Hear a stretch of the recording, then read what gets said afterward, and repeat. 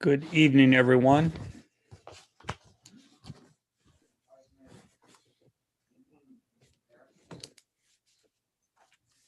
Good evening, Mr. Mayor. We are ready to go when you are. Sorry, who is it? Nova tonight or Christine? It's Christine. Okay.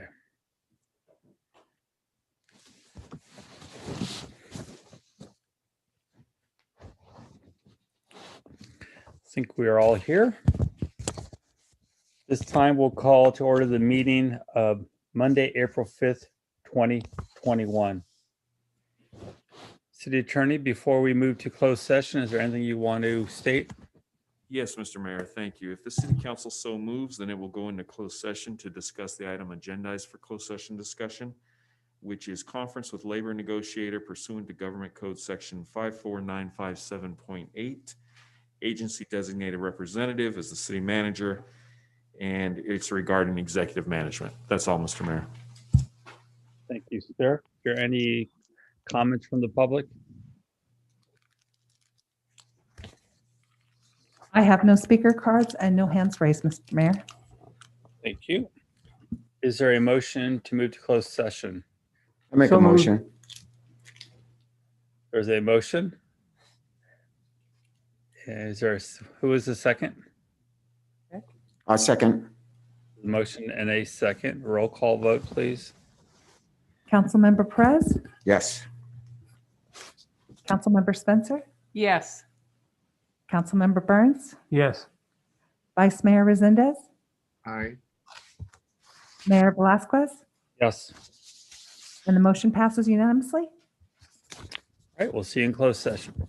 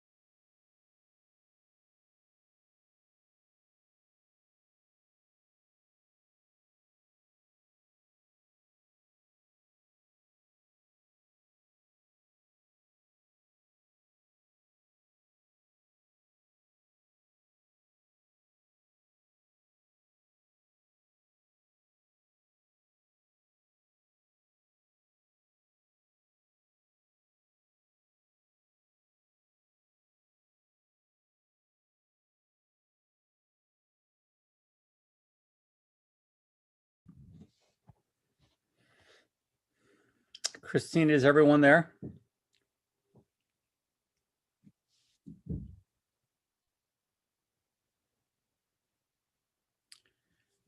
Christine?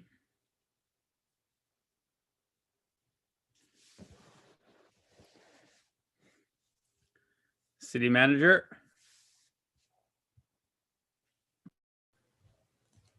Sorry. We are missing all council members and the city manager. Okay, well, let's bring him back in. It's 6:30.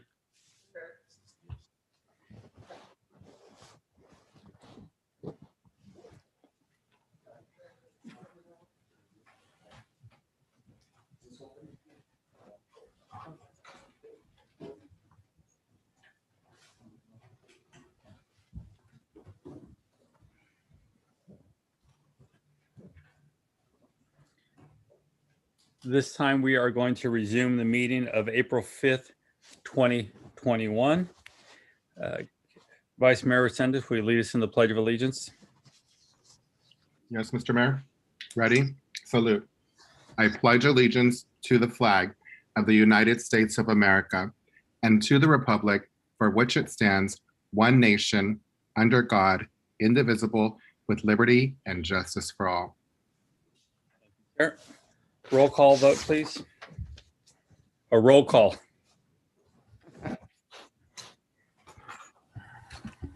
Councilmember Perez, Here. Councilmember Spencer, Here.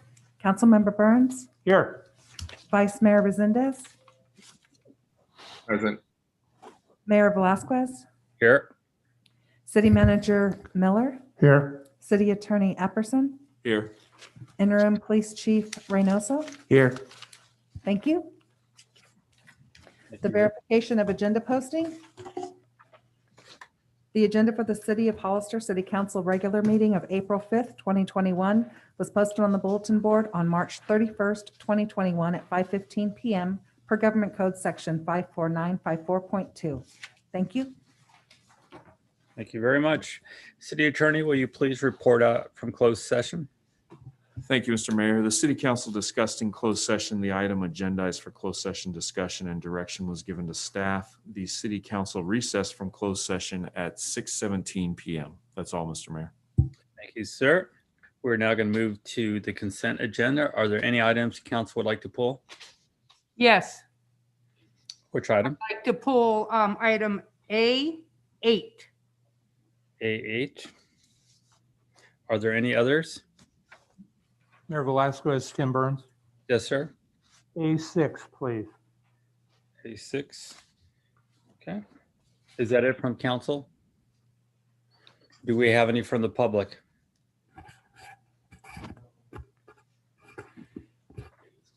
Okay, is there a, Actually, I have Elia's hand raised. I'm not sure if she's wanting to pull something off of consent. Yes. Elia, was there something you wanted to pull off of consent? Yes, item 11, please. okay, is that it? Thank you. Thank you. Any others? Is there a motion? So moved. Is there a second? Second. Roll call vote, please.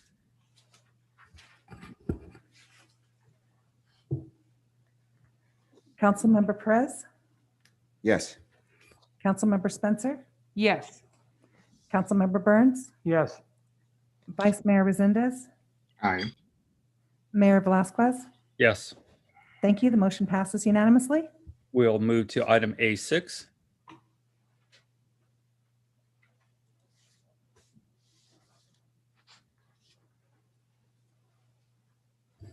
Mr. Burns, you had a question on this item? Yes, Mayor, thank you. I believe it may be simple. Perhaps I misread or did not read thoroughly or correctly, but I see where there's a claim filed against the city by Safeco Insurance on behalf of one of their clients. But what I didn't see was what the actual claim was for. Give me just one moment.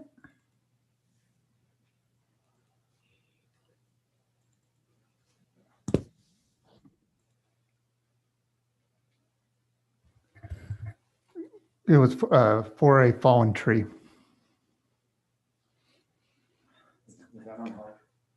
Was that on Hawkins? That part I don't recall what street it was on. So this item was actually sent to us by Safeco Insurance, not the applicant. So our usual claim form was not filled out, but it was at 469 Hawkins Street. And it was for,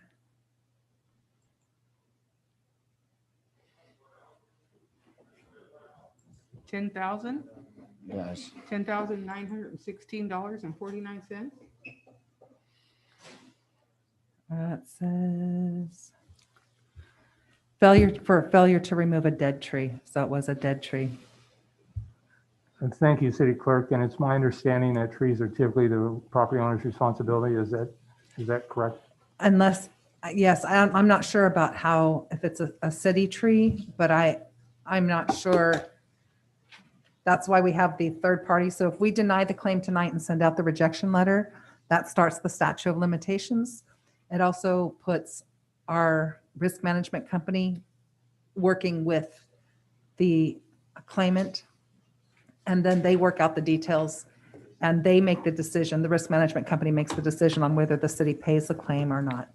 Thank you. Mhm. Mayor, I don't know if it's too late to reopen, and I'm not sure if I heard another council member or a member of the community pull A8, but I would like to have that pulled as well. I don't know how we do that if it's not already been asked. A8 is already pulled. Thank you, Mayor. I appreciate it. Thank you, City Clerk. That answers my question. Do we have any other comments from the public for A6?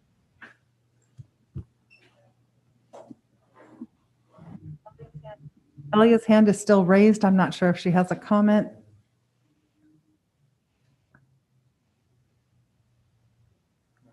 Okay, she's good. Okay, there's no other speakers. Is there a motion from council? What's the motion on? To approve A6? So Which moved. would be to reject the claim and send the rejection letter to the claimant. So moved. There's a motion. Is there a second? Second. There's a motion and a second. Roll call, please. Councilmember Perez, Yes. Councilmember Spencer, Yes. Councilmember Burns, Yes. Vice Mayor Resendez, Aye. Mayor Velazquez. Yes, Thank you. The motion carries unanimously. thank you. We're now going to move to item A8. Ms. Spencer, you pulled the item? Yes, I did. I have been looking at this and I have been thinking about this ever since Councilman Resendez had mentioned it last month. I'm going to have to give my opinion. I think this is a bad idea. It's not that I'm against the flag. I'm not against any of this. I think putting this flag outside City Hall, we are opening up a can of worms. If we allow the LGBTQ pride flag to be raised at City Hall for 1 day, 1 month, whatever, that means we have to allow every other group that comes to us and wants to raise their flag. And the first time we do not say yes, there will be a lawsuit. I just can't have those kind of lawsuits against this city. So I just think that this is a bad idea. I'm really sorry, Councilman Resendez. I know your heart is in the right place, but this is not a very good idea for the city of Hollister to do. And if there's any other comments. Councilmember Burns? Thank you, Mayor. I actually have questions, I believe. Sir? Thank you, Mayor. First of all, for the city manager or your designee, does the city currently have a formal policy or procedure when a request like this is made? For a flag like this, we do not have a formal policy. What kind of a policy for what kind of flag do we have, sir? we are not, we have a policy that we are not to fly flags from another sovereign nation. Okay. And so do you know whether or not, um, I- in my recollection, we have a single pole in front of the city hall, correct? You're correct. And I drove by, I think it's Dunn Park today as well, and it seems there's a single flagpole there as well. Yeah, yes, I was looking at Henry, sorry. Okay. And so it's my understanding that the correct protocol is the only flag that is supposed to fly under the American flag is the POW flag. And I don't know if there's a law that speaks to that specifically or not, but for Mr. Resendez, I want to get to yes. I believe that there is a way to get to yes. And in my mind, I've worked for many cities that have 3 flagpoles. And so they have one pole with the USA flag on it. They have a second pole with the state of California flag or the state that they're in. And then they have a third pole for unity flag or another state flag, depending, or another country flag, depending on what's going on. And so in my mind, I absolutely agree with Councilmember Spencer. Having said that, I don't believe that the cost would be outrageous to put up 2 more poles, whether it be over at Dunn Park or whether it be in front of City Hall. It certainly looks like there's space available, and this doesn't seem like it would be an outrageous expense. It's probably something that's long overdue.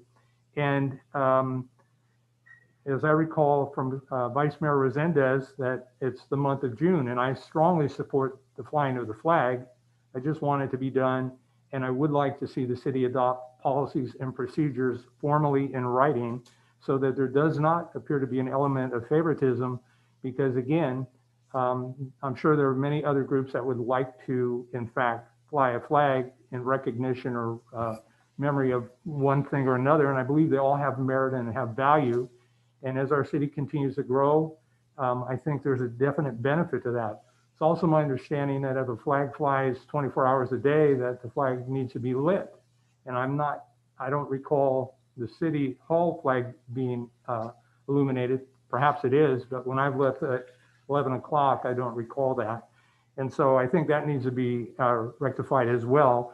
But I think we can get there before June. I don't think it's a monumental task, and I don't think it's a monumental expense. And so I'm going to delay expressing whether or not I'm going to vote yes or not until we get more conversation. But I want to be there. I want to get there, and I think we can afford to be there. And that will conclude my comments for now. Thank you, Mayor. Thank you, City Manager. Thank you, sir. Mr. Perez? I'm in support of getting up to date with our flag municipal code. I'd like to see the city get up to date with honoring our flag, and with that, even updating them to brighter colors, less faded. That being said, I think a unity pole at Dunn Park on the other side of the grass would be awesome. I think it'd be great for like Red Ribbon to start there. All these other events that we have, it actually gives them like a rallying point. I think we do need to get a light out on our flagpole in front of City Hall and the one at Dunn Park also. I love the flag. I love our country.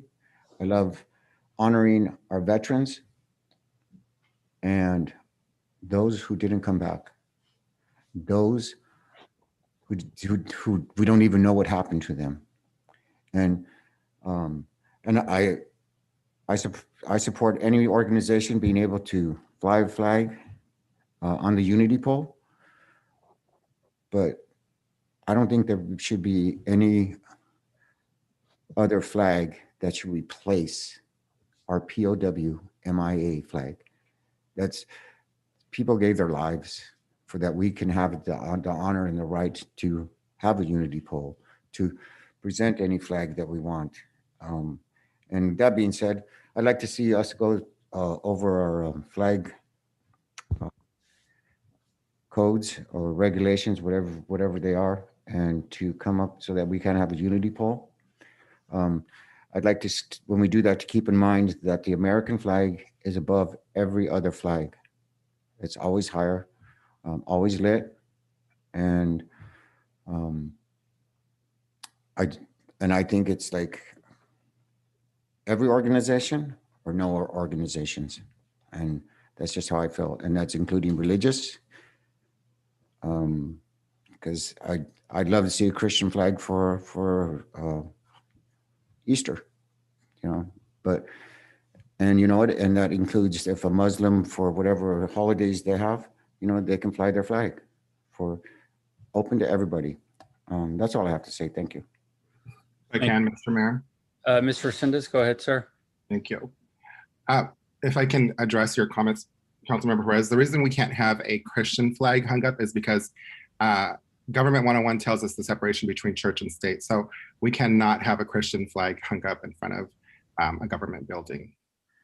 This is a human rights issue that not only the city of Hollister has championed, but other cities very recently, because the LGBTQ community has been bullied, harassed, and even murdered. In order to promote inclusiveness, in order to promote a loving environment, in order to promote a welcoming community, lots of cities, especially here in California, have been hanging rainbow pride flags in front of their city hall. I'm not entirely opposed to having another flagpole put in there, but I think that we shouldn't be treated as second-class citizens and put it at Dunn Park. It should go in front of City Hall. And if you're committed to that, Councilmember Burns, then I would challenge you to make a friendly amendment to make that happen, hopefully before the 1st of June, so that we can honor that request. Historically, the city of Hollister has been very progressive in their votes. The first year that I was on here, I requested that we just declare June Gay Pride Month for the city of Hollister, and we did that last year, as you know. And it was a unanimous vote, by the way. Last year, as you know, we hung up the pride flag to commemorate the Stonewall riots, which was 30 years ago that had happened. And again, unanimously, it passed. I'm disappointed to see that one of those people that supported it then has now is not supporting it at this time. I'm almost done. The youth is watching. If you want to talk about how we influence the youth and the decisions that we make, my 10-year-old daughter is watching this meeting. And if her two gay fathers, one of them who's the city councilman, cannot promote inclusiveness, love, and a welcoming community, this is a vote that history is going to look back on, and they will remember who was on which side. There's lots of votes like that, but this is a vote that will affect our community, our youth, the mothers, the fathers of gay people. You cannot turn your back on them. You cannot say no to this. If you do, then it's going to be remembered. If you want to make a compromise and have another flag there, then that's fine. I believe the county's trying to do the same thing right now because they're trying to get on board and they're trying to do the same thing. They don't have a flagpole. So maybe we can work with the county, Mr. City Manager, and see if we can make it happen. But it's very symbolic that that flag is hung up in front of City Hall, not only here in the city of Hollister, but again, around the entire country. Thank you. Thank you very much. I have a quick comment. I think somebody had mentioned that the POW flag was not flown last year. I believe it was June 28th. You know, the raising our nation's flag always stands higher than any other flag. And this event that happened last year, that's exactly how the flags were placed. It was our nation flag, POW, and then LGBTQ flag. That day, I have to say, was a beautiful day. Looking at all the families that came out for that event, it was very touching. Parents that love their children and support their children, couples that are married out there, amazed that our little town of Hollister was supporting them, backing them up, and showing them that we care too. It was a beautiful day. I don't have an issue either with a additional flagpole. Not a bad idea, Mr. Burns. But it did not replace any other flag that day. And if there is no other flagpole, I would say that we move forward with this item. And as Mr. Resendez pointed out, have a friendly amendment to see if we can get the additional poles installed before that time. But if that were not to happen, to go ahead and fly the flag as it was flown last year. And not only that, I would say we should be looking to close that street that day and invite other groups to come out, part of this community, to share information they have to help residents or some of our young people guidance, resources to show them we care. So that would be my recommendation. Mr. I saw a hand up there. Was that you, Mr. Perez? Yeah, that was me. Go ahead. And you know what? There's the unity pole is not the same as church and state. That's a totally different issue. That's why it's called a unity pole. And when we talk about inclusiveness, are we saying everybody except for you? Is that inclusive? I mean, because if we're going to say these words and we're going to do it without action behind it, they're just flat.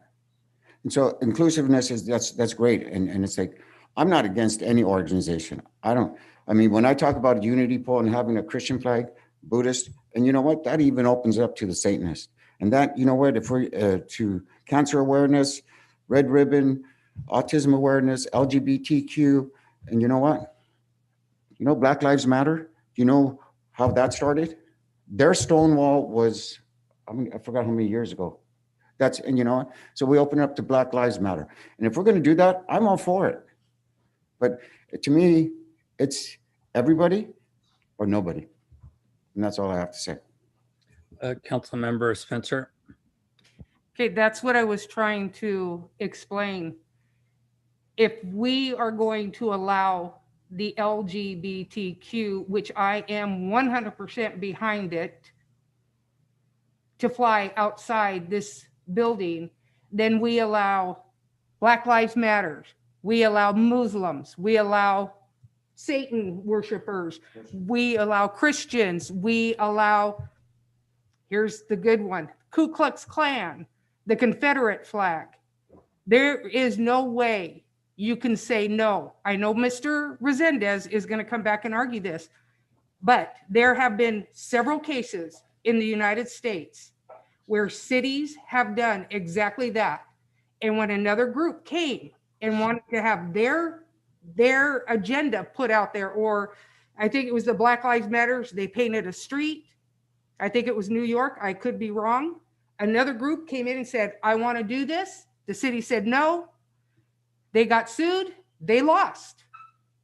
And Black Lives Matters had to take down to repaint their logo or whatever it was.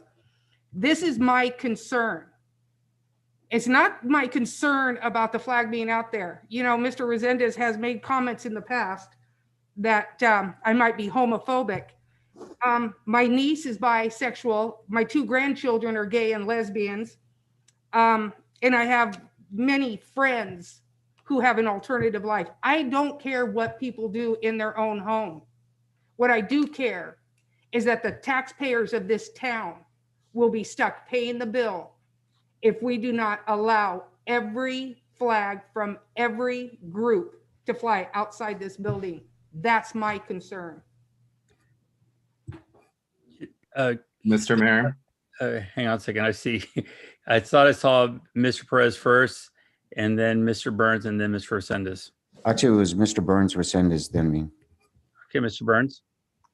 Thank you, Mayor. Thank you, Councilmember Perez. So Mayor, again, I think this gets back to the need for a clear policy. Every city I've worked for has a clearly defined policy that passes legal review in advance. And I am by no means an attorney. And so that's fortunately why we have a city attorney to keep us in the straight and narrow. I don't know at some point whether it would even require maybe some addition to our current or revised municipal code, but I would like to see a policy and a procedure to move it forward so that when those questions are raised, that it is defensible.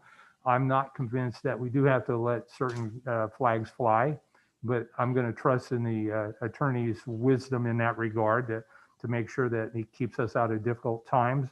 And I do think a policy and procedure can be developed as well.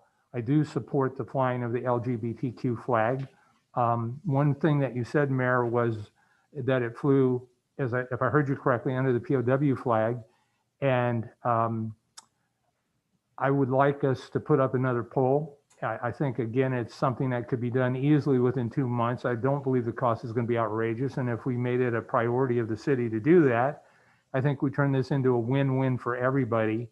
And as I recall, when the flag flew for the LGBTQ, was that for one day? Because I understand Vice Mayor Resendez's request is for the entire month, which I support. But want to make sure that we can be equal in our decision making and within the confines of the law. And so I am influenced by the conversation, and I would like to see it move forward. And I would like to either request that the item be pulled for 2 weeks and see what the city staff can do to find out numbers for us, and then find costs and the possibility of getting another pole put up at City Hall with illumination. And let's make this thing happen. Thank you. Those are my comments, Mayor. Thank you, sir. Mr. Resendez, I believe you were next. Thank you, Mr. Mayor.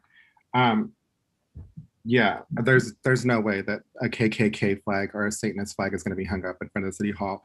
We have a vote, and I don't think that our council would support having those flags up.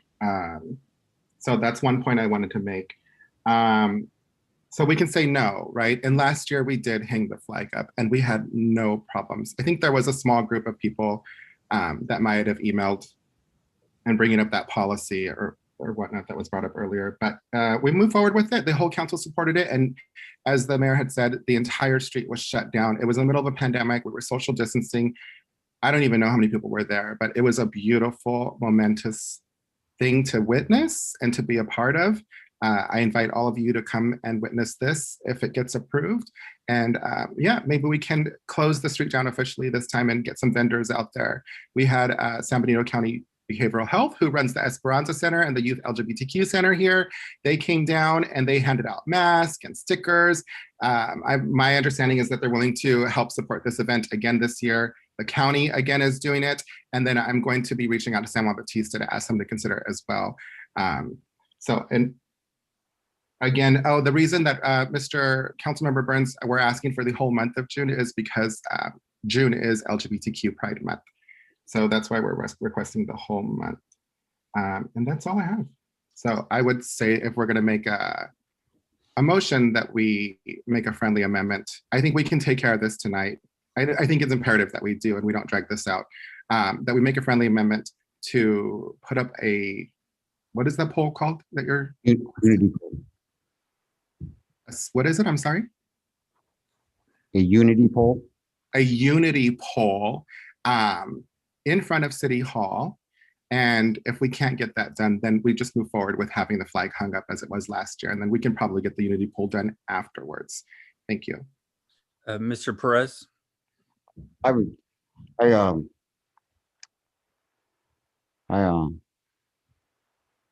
miss my sister. She's lesbian, you know.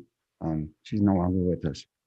I have a lot of families that's chosen an alternative lifestyle that has nothing to do with any of these issues.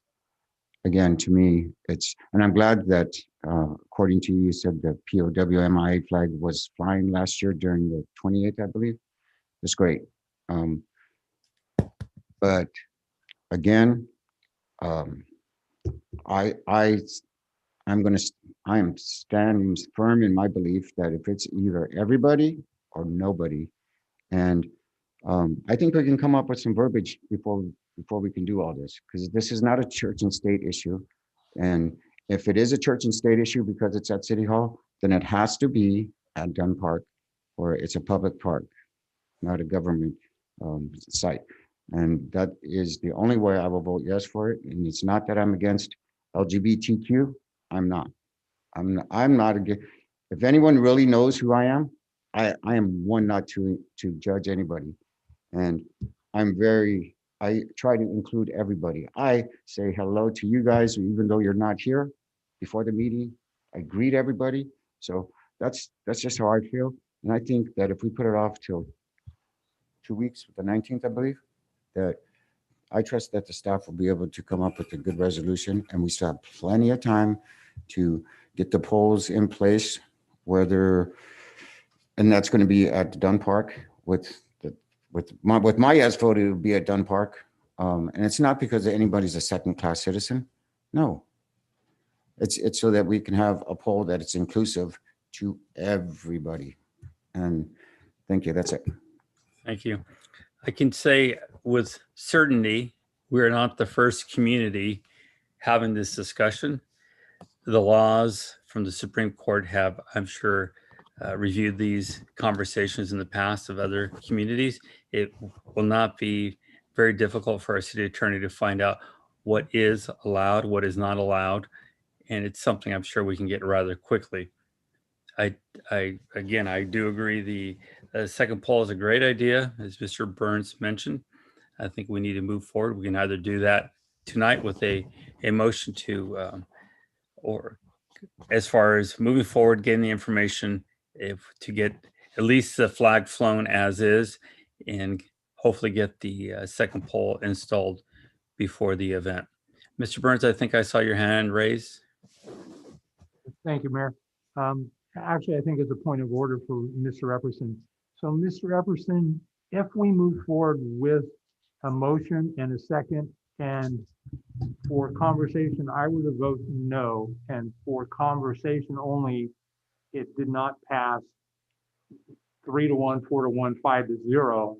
It's my understanding that if I were to vote no, I can then request that it be brought back. Is that correct?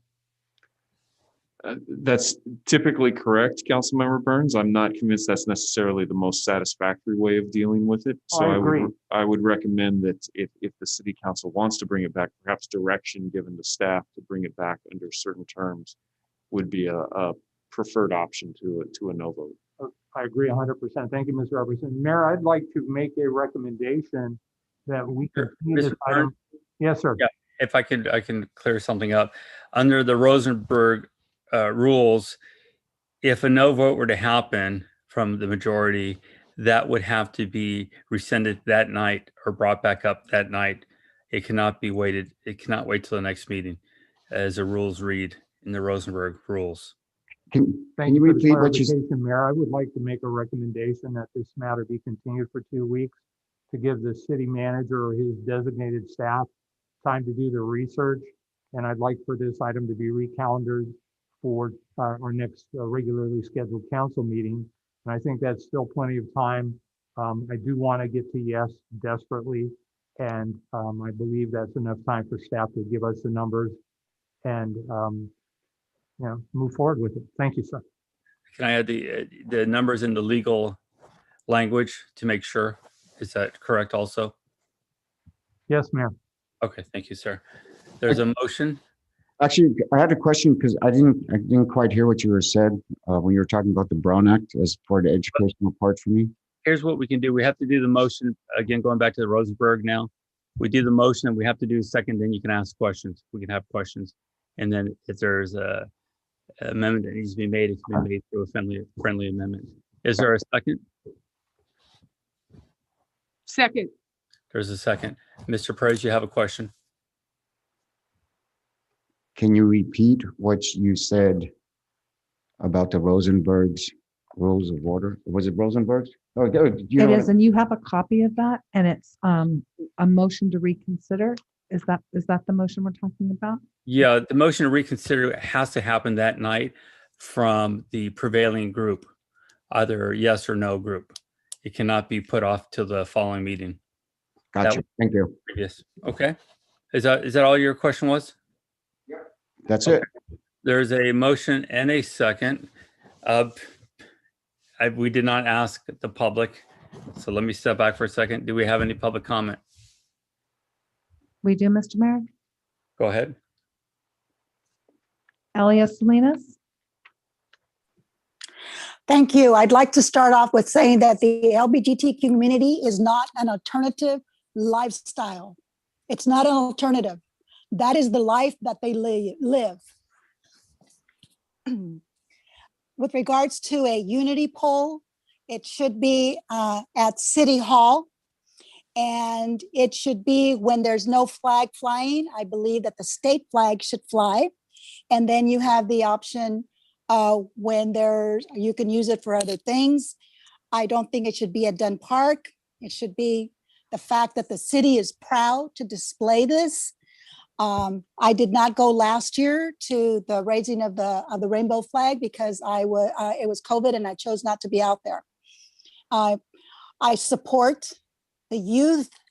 Mayor Velasquez said it earlier with regards to we want to support them to make them feel safe. I myself have never gone through what they go through as children to finally come, open or come out of the closet or however it is you say. They got to come out to their families. I have two nephews that it was difficult for them, but they finally did it. And they were greeted with open arms by us. Some people I know have been disowned by their family members. So this is a great way for us to support them and to let them know that they're welcome. We don't care how they live. We don't care how they choose to live. It's their life, it's their business, and that's the way they were born. We support them. As far as putting a poll up at, even if you were to decide to put it up at Dunn Park, it's still a city event. And with all due respect to Councilman Perez, Councilman Resendez is correct. There is a separation of church and state, and you cannot fly a Christian flag. You cannot fly a Muslim flag or any other religious thing because of the separation of church and state. So regardless of whether you choose to fly it or not fly it, any religion is out. What I would suggest as you're waiting for the staff to do their homework is to add an amendment to the motion and to approve to get a poll already approved and get it installed at City Hall so that when you come back, there's not going to be the delay that now you have to get the poll and go through all that. So I would like to see that added to the amendment because this is really important. And there are other issues that people want to raise their flags and they should be brought forward, but we're not going to have the KKK. I cannot see any council member approving a KKK or devil worship or whatever. We have people with common sense and we need to use it. Thank you very much for allowing me to speak. Thank you. Do we have any other speakers? Yes, Mr. Mayor. Loretta Alvina. Good evening. Thank you for allowing me to speak. I've been listening to what everyone has been saying regarding the LGBTQ flag, which I completely and fully support. And following on the heels of Elias Salinas, it is not an alternative lifestyle. They are born this way. So what I wanted to suggest, if we're talking about inclusivity and making sure that we are including everyone in legalities and whatnot, why don't we consider, of course, June, flying the flag all month? And I fully support that, by the way. But we can do Black Lives Matter in February. That's, I believe, African History Month. And then we can do something like Domestic Violence Month in October. We can adopt a theme in that respect. We can choose something where we can support something of value for every month if we want to include inclusivity and try and appease everyone. It certainly is a thought because oftentimes I know that I myself, as we are embracing all these different cultures and themes and whatnot, feel left out in certain respects when it comes to victim advocacy or perhaps my Italian heritage. So maybe that might be something to think about as we are talking about this fabulous idea of a unity poll. It is a unity, uniting everyone, correct? And so here we have June, we have this month where we are embracing the LGBTQ community. We can do Domestic Violence Month, where as a community, we stand against domestic violence. February, we stand with Black Lives Matter. You get where I'm going. We can think about doing something like that. But I do fully support raising the flag for the month of June in support of the LGBTQ community. So if having a say so as a citizen of this community will help sway you in your decision, then I fully support this. Thank you and have a great evening. Thank you. Do you have any other speakers? I have no more speakers, Mr. Mayor. Okay. There is a motion on the floor and a second. Roll call vote, please. So a motion and a second to what again? Mr. Burns had made a motion to table this till the following meeting of the 19th, I believe was your motion, Mr. Burns. Yes, sir, that's correct. Is that correct?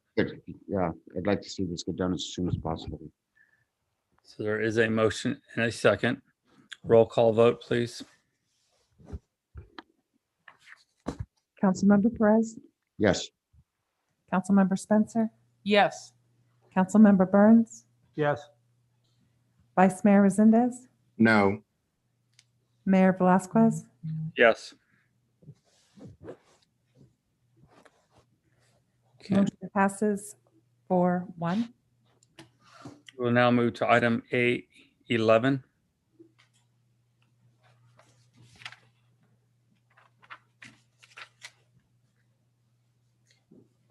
I think this was a public speaker request.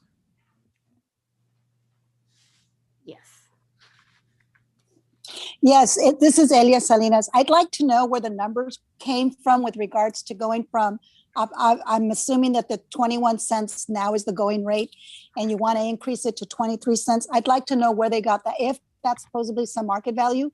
So I did a little research and I mean, the lowest that I could find was 48 cents in Oklahoma, 83 cents in Florida, 25 cents in Texas, $1.33 in North Carolina, $2.35 in Carlsbad, California, $1.83 in Arizona, 58 cents in the state of Washington, Montana, 63 cents to 83 cents.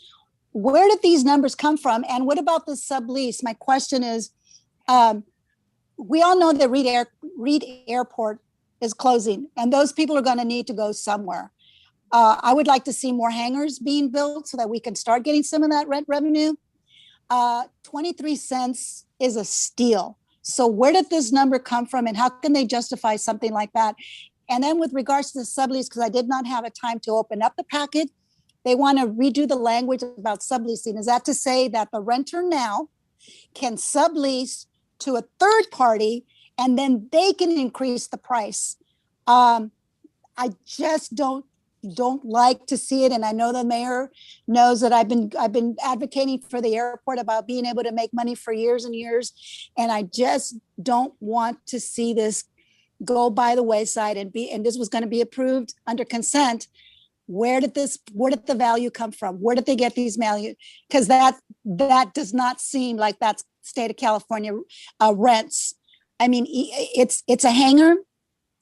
I know that it's just the floor. Some of it can be with utilities, some with no utilities.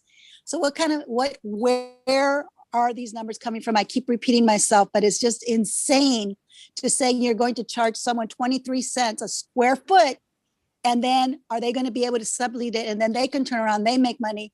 And as we all know, the city of Hollister ends up getting screwed over because they're not making any money. There's a building that's being built and that was approved, and I challenged the prices, but at the time, Mike Chambliss said that that was a going rate, and I couldn't prove it. I could not disprove it because I didn't have time to do my homework, but I've done a little bit of homework. There's prices out there, and they're higher than 23 cents, and I appreciate you listening to me and pulling the item. Thank you. Is there any other questions? Any other comments? I I'd have like no to other hear from speakers. Cheryl. Oh, Actually, I have one more speaker.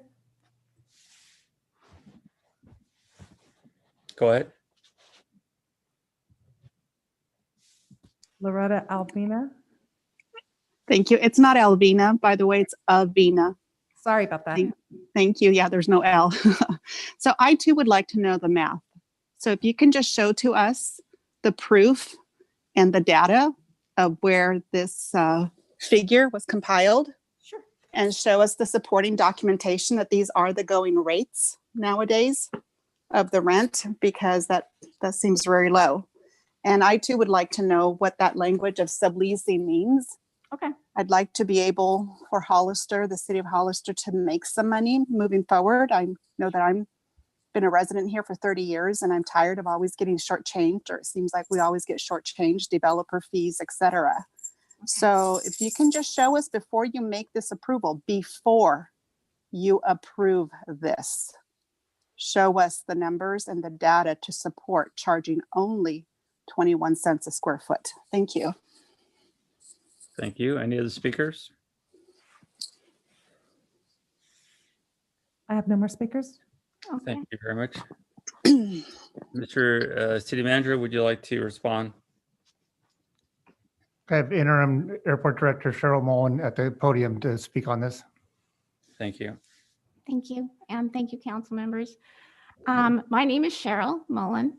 I'm the interim airport director. And what we have in front of us is an amendment to adjust an existing lease agreement between the city of Hollister and Inco Investments LLC at the Hollister Airport. And I'm thinking that there's perhaps a bit of a misunderstanding in that what we're talking about tonight is a ground lease. And what that means is that it is just that. It is the area that someone rents. It doesn't cover the amount, the improvements that are put in. It doesn't count the actual hangar that's built. This particular land lease, this particular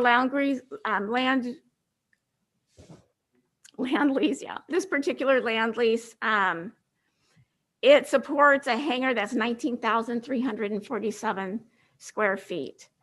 And it's the biggest hangar that we have out there. And the amount was negotiated, but so the lessee pays for the ground lease and then they construct the hangar. And that hangar is estimated to be at $2.4 million. And the city did not contribute that money. It was a private venture for Inco Investments to erect that hangar. And what happens is on ground leases, someone sets up a ground lease and it's for typically 30 years. In this case, it is for 40 years. And at the end of that time, it becomes the property of the city of Hollister in its entirety, both the ground and whatever improvements have been made upon it become the property of the city of Hollister. We actually have an expiring land lease coming up on June 30th for a row of hangars that are going to be coming to the city of Hollister. And once they do, then when we do collect our rent, then the city of Hollister will be making money off of those items. But it allows us, in this particular case, to build a hangar like what we have, which houses bigger aircraft. And we have a runway that can support larger aircraft. So it gives them an opportunity to come in, to come see Hollister, come see our business community, come see our recreation community, because they have a place to go. And absent an agreement, a partnership with a company like this, the city of Hollister wouldn't have the money. We wouldn't be able to afford to do, to build hangars without going into debt. And what we have there, we have it's the Hollister airport is a community, and all the money that's earned in the community, it stays in the community because it's an enterprise fund, as it should. And it supports all the items that we're doing now. But she's 110 years old. The airport will be 110 years old next year. So it has maintenance. We do maintenance. I think we do a great job actually on our maintenance. And starting July again on this one bank of hangars, the city will be taking over administration of that, and we will be collecting money. And believe me, I appreciate very much that people are concerned about the Hollister Airport making money, because it absolutely is the jewel of the community. It absolutely is. But it takes time and it takes partnership to make those things happen. Now, going back just quickly about the ground leases, all it is, that's just it's for no improvements, no electricity, no water, et cetera. All of that person brings to the table. And for them doing that, bringing these improvements to the table, they are able to recover their investment and they should make money on the time that they are there. And then at the end of that time, all of those come back to the city of Hollister and come into our care and our ownership. And this is a negotiated lease amount. I went back 30 years. I went and looked at all of the all of the leases that we have had for the past 30 years. And this is a true reasonable going rate for a ground lease. Thank you. Is there any questions from council? I have some. Go ahead, Councilmember Spencer. So, Carol, Yes. just so we understand that Inco Investments. Is your speaker on, Councilmember Spencer? Sorry, Inco Investments, they are renting the ground that their hangar sits on. Yes. So we're not the leasee or leaser, however you say that. We have nothing to do with that hangar. That belongs to Inco until their 40-year, how many years do we have left on that? We have 38 years. 38 years. That particular agreement, we entered into that in March of 2019. Okay. And so we're not, I mean, this is actually a lease amendment to where we increase the Yes. price from 21 cents a square foot to Yes. 23 cents per square foot. Yes. And so again, I want to make it very clear. This is not for the hangar, which does not belong to the city of Hollister, not yet. Not yet. This is just for the ground that the hangar sits on. So one of the public speakers was looking at all these prices, you know, $1.50, 89 cents. These are prices for, what would you say, hangar? Perhaps fully improved rates. I don't know, because I'm not sure where those figures came from, but I could see where they could be. Yes. Fully improved rates, sure. Yeah, I like what we've done with this, because like you said, these hangars are getting built and they're not being built at the cost of the taxpayers. I would like to see the agreements be less years. Sure. You know, a 30-year, 40-year. I understand a $2-3 million investment in a hangar is a lot of money. And I do understand that in California, throughout all small airports like we have, there's years waiting list for hangars. Like you said, this is a very large hangar. I know that these are for big planes. These go for thousands of dollars a month. We do have one coming up where we get a bank of new, so we will get the rent from those. Okay. We will. No, I think this is a good thing. It does improve the money that they get for the square foot of ground. And in 38 years, we'll have a humongous hangar. Humongous hangar. Oh, I like that. Okay, I just wanted to make that very clear that it was for the ground and not for the hangar that sits on the ground. Thank you for that. Okay, thank you. Thank you. Mr. Burns, go ahead, please. Thank you, Mayor. Good evening, Ms. Mullen. How are you? I'm good, thank you. Thank you for being here and thank you for your presentation. I want to clarify, I think I've heard Councilmember Spencer say it, literally, we're talking about renting dirt for 38 more years or 40 years. We're going to extend by 2.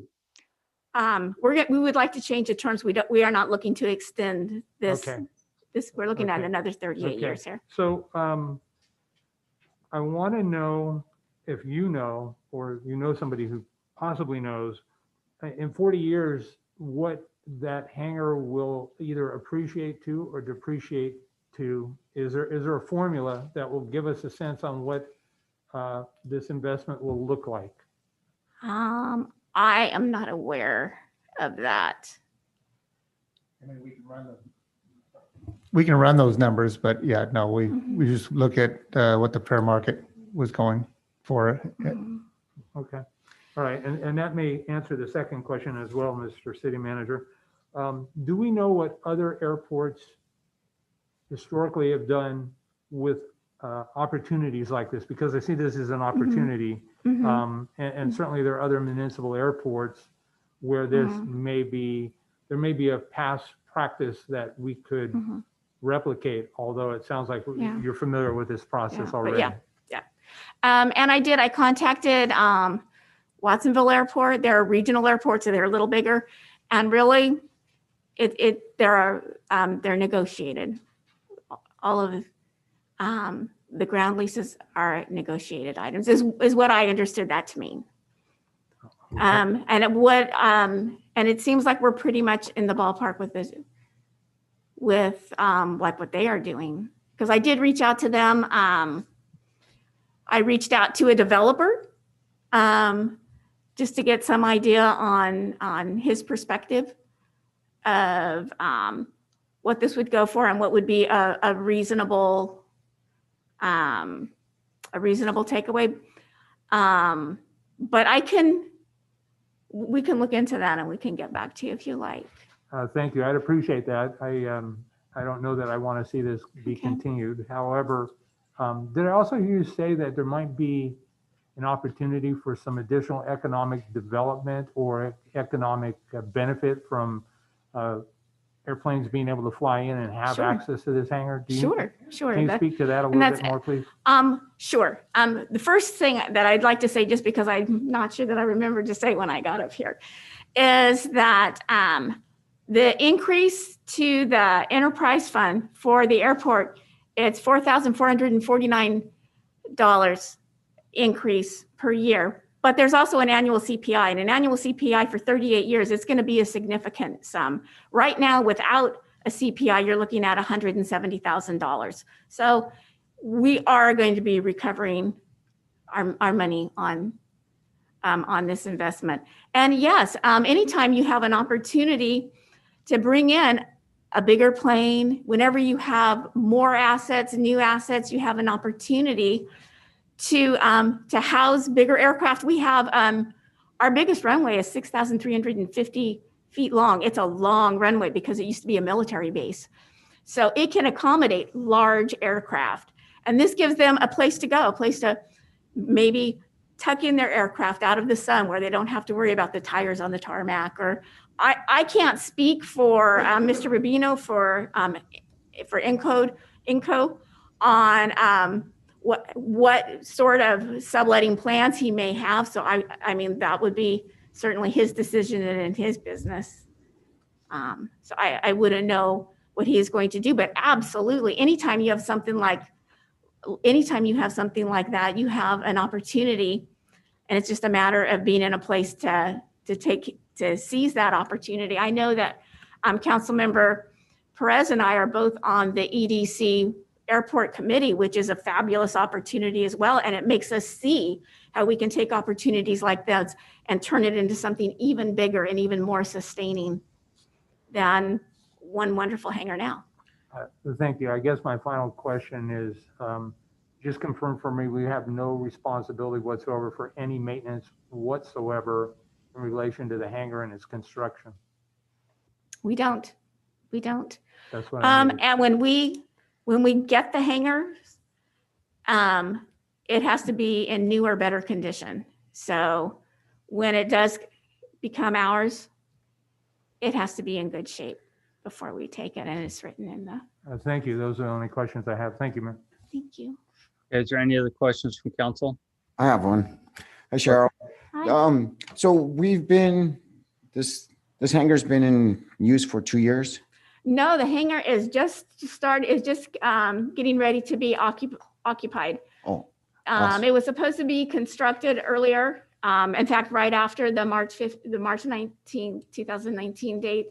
But the COVID pandemic set it back a little bit, and it's just getting ready for occupancy now. Awesome. So, and so we're amending this by 2 cents now. The second year of building are we raising it 2 cents because now it's going to be occupied, or is this going to happen every No. 3 or 4 years? Why are we amending this? Okay.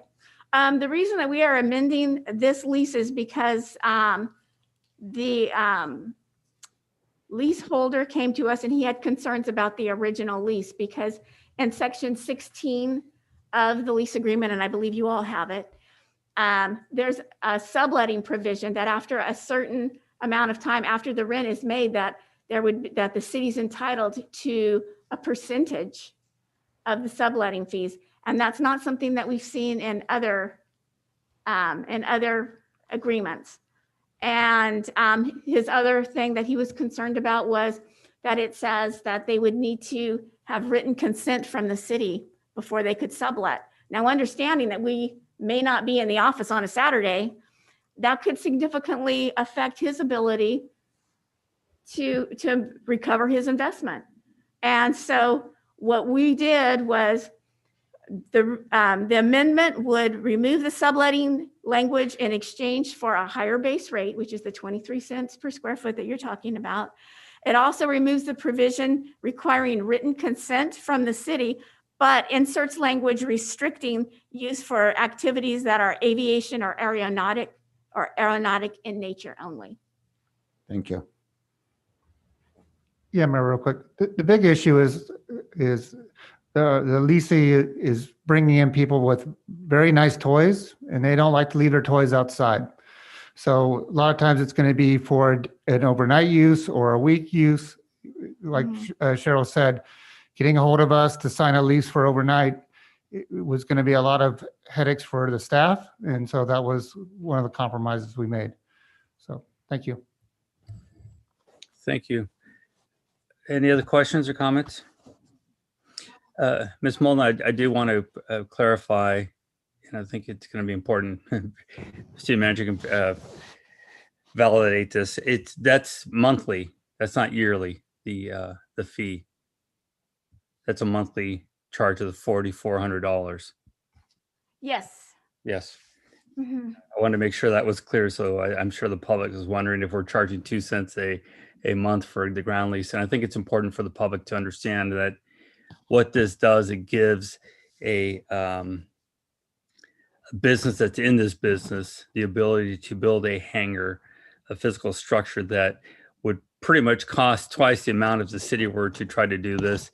And then the city would try to have to find the tenants. We are not experts in finding those tenants. The people that do this are the experts. So there is also property tax that is achieved now, brought in from this, not only from the building, but if any of the jets or aircraft that are placed there are registered in the county, there's also property tax from that. This, as you pointed out, after the 40 years, which may be a little longer, we don't want to, we want to talk about it next time, maybe 30 year, but this reverts to the city. At that time, Mr. Byrne had a very important question about what would the value be. It will definitely be going up in value as the airport expands and the value of hangars at the airport as more demand happens, which is the goal of this city. So it is actually a win for the city as we keep moving. And I think the public needs to understand that the airport has actually done very, very well for us. But nowhere near where we want to be as a community, but we're getting there. And with other businesses moving into our community soon, we're going to start seeing more of these private aircraft coming into the hangars. And looking forward to the conversation about the other hangars coming up.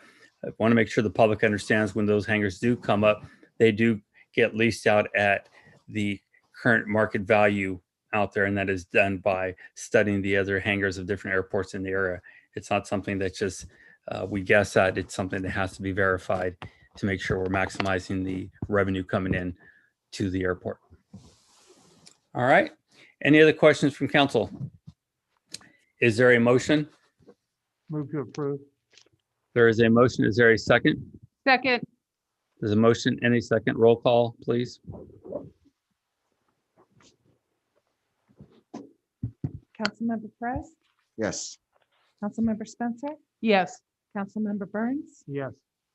Vice Mayor Resendez, Aye. Mayor Velazquez. Aye. Motion passes unanimously. Thank you very much. Thank you, Ms. Mullen. We will now move to item C, public input. This is the time for anyone in the audience to speak on any item not on the agenda and within the subject matter jurisdiction of the council. Speaker cards are available in the lobby and are to be completed and given to the city clerk before speaking. When the city clerk calls your name, please come to the podium, state your name and city for the record, and speak to the city council. Each speaker will be limited to 3 minutes with a maximum of 30 minutes per subject. Please note, state law prohibits the city council from discussing or taking action on any item not on the agenda. Do we have any speakers? Yes, Mr. Mayor. Carol Lenore,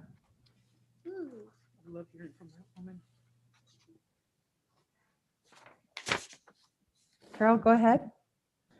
Yes, good evening. Good evening, Mayor and Council.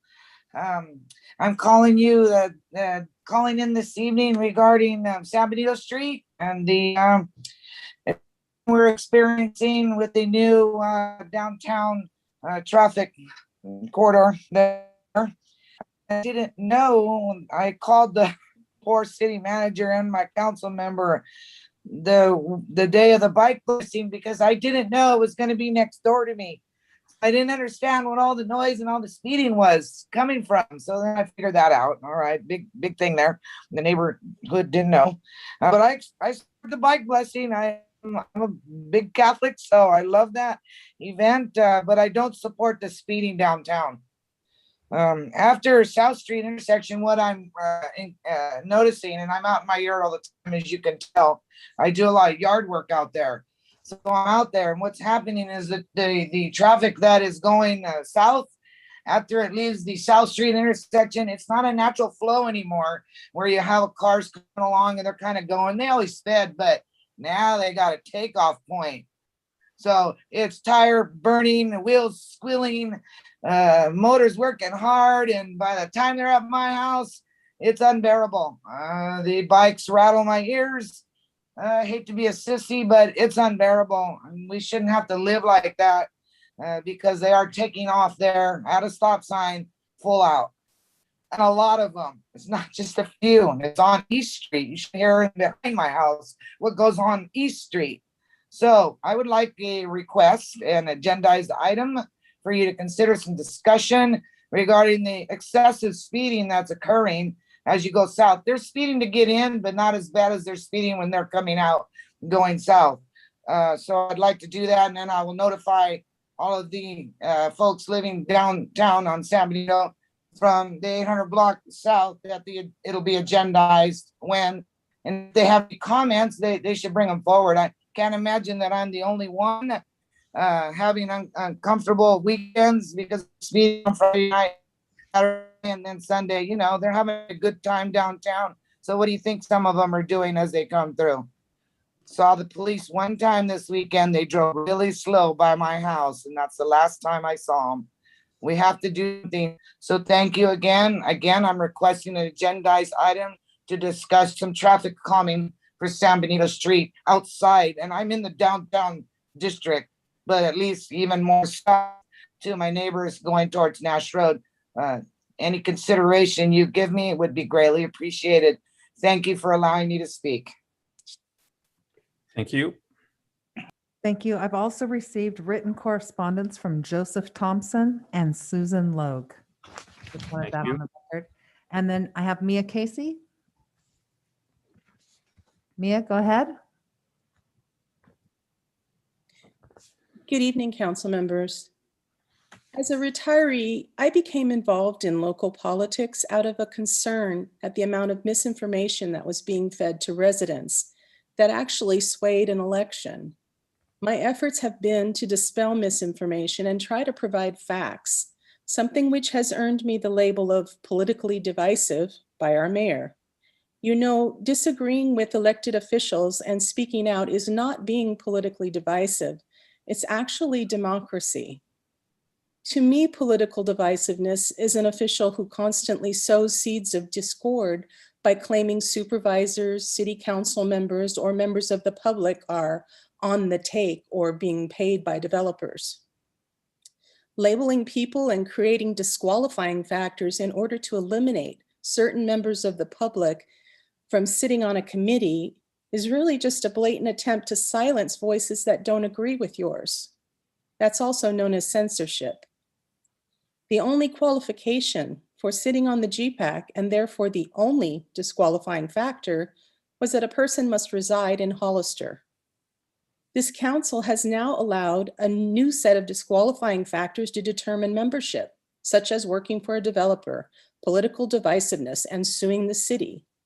Since these are now official disqualifiers, it is incumbent on this council to remove the mayor and Councilmember Resendez and appoint 2 new council members.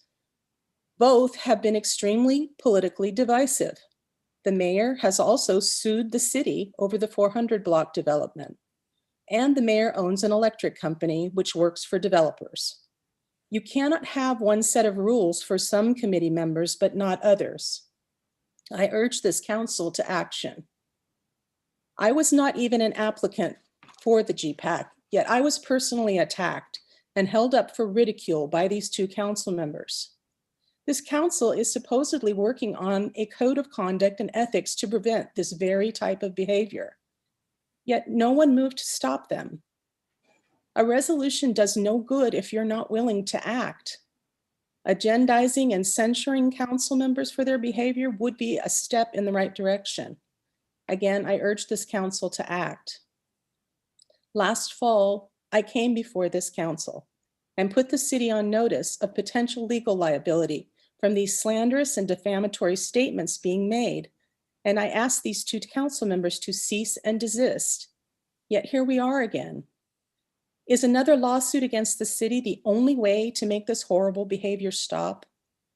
Thank you for your time. Thank you. Elias Salinas? Thank you, Elias Salinas. I did apply for the to be considered for the GPAC committee, and it was told to me that I was disqualified because I have a lawsuit against the city. And it is the city manager and the city attorney's job to correct that that is not a policy by the city of Hollister.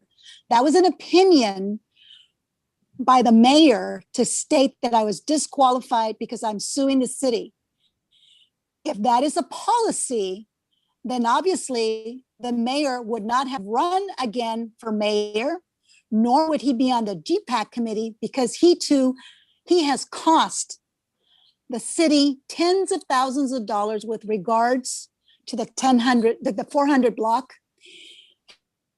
His business works for developers, accused me of being paid by developers. That's not how I make my money. And I am not disqualified because I have a lawsuit against the city. That is completely wrong.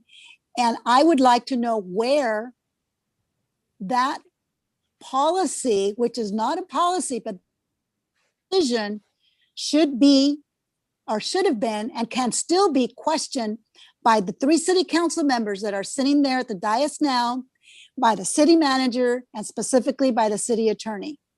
That is completely an illegal thing to say and has placed the city in a situation where they can have another lawsuit by myself because of the actions of the mayor.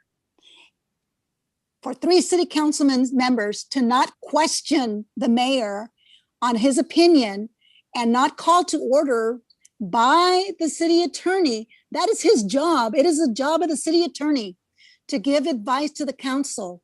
When something like that is brought up, that is his duty to do, and he has failed to do that. I would also like to bring up the fact that the city manager takes direction from the council members' entirety, not by taking phone calls from the city mayor to tell him what to do and what not to do. It has come back to me and other people that that is what's happening. By making these, the city council members that are sitting right now at the dais, you're allowing the mayor to be a strong mayor when we are not a chartered city and the mayor does not have that authority.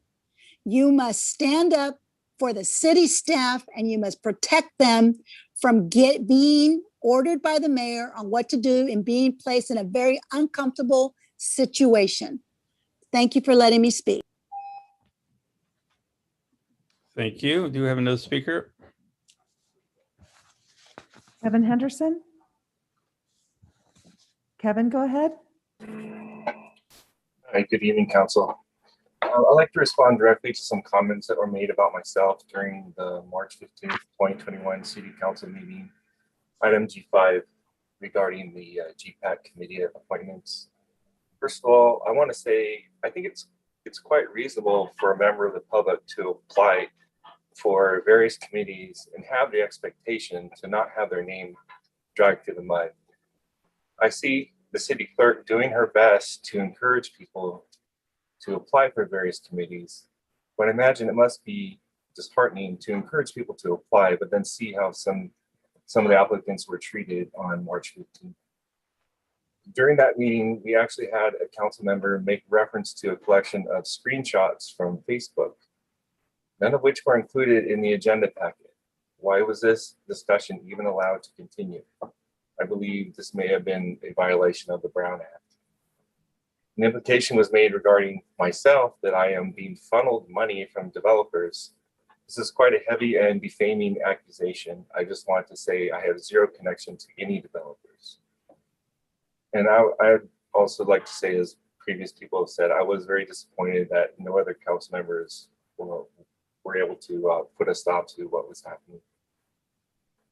Switching, talking about the GPAC specifically,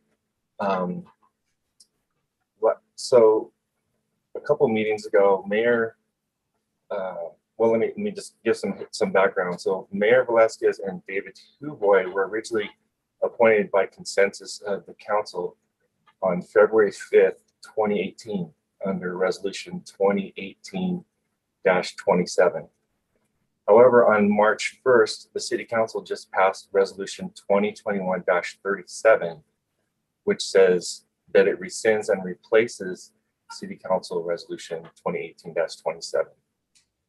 And that is the resolution that put those two on the GPAC. So I believe technically those appointments are now nullified at this point in time, and that there's going to have to be another agenda item to fill those two vacancies. Thank you for your time. Thank you.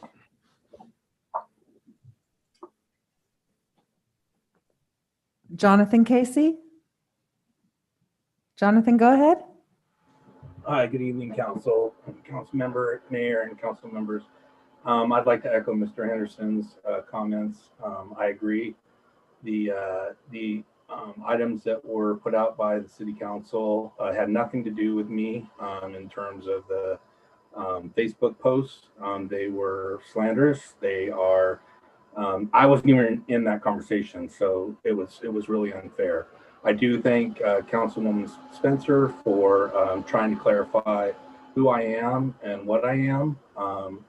I would like to, reiterate that I am not paid by developers. I get one W-2, and that's from a company in Walnut Creek, California, who's not a developer. I work with seniors. I do senior apartments for low-income housing. I'm trying to promote that here.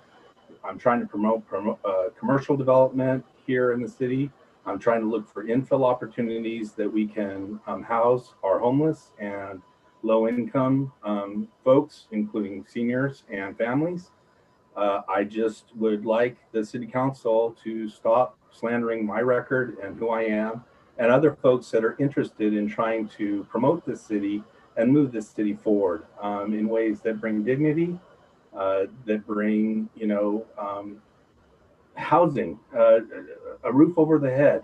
I just don't see how the things that I do are being twisted in the way that the city council has twisted them over the last year as I've become more involved in the local scene.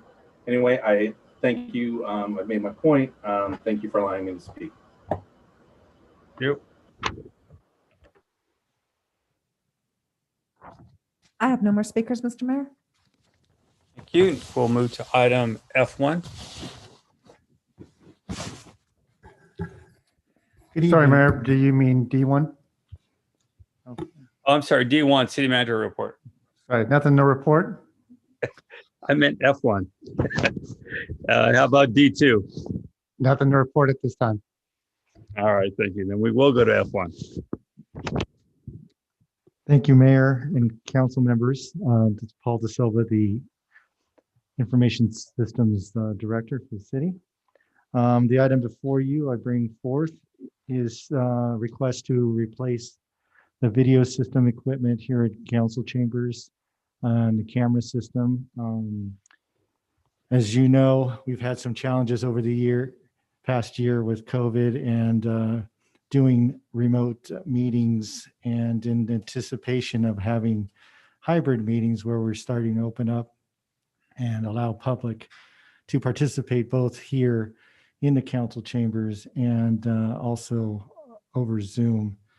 The challenges that we have to better, will allow to better manage the capability of doing the remote meetings and meetings here, are allowing the public to participate here. I'm looking to replace the video system that we currently use to record and broadcast that CMAP currently operates, the cameras that they operate, replace them with high definition cameras. The video system will allow to bring in the Zoom meeting, better manage the participants in the Zoom meeting, and also better present them over the broadcast. And the system also allows to broadcast to social media, stream them online to multiple platforms at once, including YouTube, Facebook Live, Instagram, Twitch, you name it. So what I'm asking for is basically, I have some savings in our budget for this past year that in several funds to cover some. It's about a total of $63,000 that I'm asking for, with an appropriation from General Fund 101 for $28,000, and the rest to cover out of Fund 601, 620, and 660 appropriately to be able to purchase this equipment, get it installed. The equipment also is similar to what the county has put in to manage their remote meetings. Though the camera system that I want to put in here is a network-based camera system, which I think my plan in the future is by putting the network-based camera system in, will expand the ability to allow the audiovisual to be used at other city buildings. Let's just say community center for an event there that the city wants to put in, animal shelter for an animal adoption event, vets building to cover, public meetings and stuff like that. It'll allow for the expansion of such things where it's not just limited to the council chambers. Besides that, if there's any questions. That's it. Thank you. Any questions from Councilmember Burns? Thank you, Mayor. Sir, can you tell me how old is the current equipment that you're using? The current equipment, the cameras, standard definition, the video system that were in place is about 9 years old now. It's all standard definition because that platform or that style of technology is being used to broadcast to the cable channels, right? And so the cable channels won't necessarily allow to broadcast in high definition, but in order to replace now, it makes more sense to to jump to the technology to be able to stream online, because a lot more people are doing things, being able to get on their cell phones or computers at home and stuff, and it allows for more of a participation than just watching it on a television. Thank you. And how long do you anticipate the new equipment will last? I anticipate it lasting for probably 10 or more years. What the equipment I want to put in is not state of the art. It's not 4K, because the ability to go 4K just even on the network side, it just can take a lot of resources. Changing our network equipment, and it's going to be a lot more cost inhibitive. But the high definition system is definitely what we're at now. It's going to be the technology for quite a few years. Thank you. And what kind of a warranty does this equipment come with? It'll be an annual maintenance warranty that I believe it's like $3,000 a year to cover the video production piece of the system, to in case the software upgrades, hardware failures and stuff like that. The cameras themselves are about a year, and the cameras themselves usually don't have a problem. It's the video system that you got to worry about. Right. Do we currently have staff that's capable and qualified to do the work on the cameras once the warranties are expired?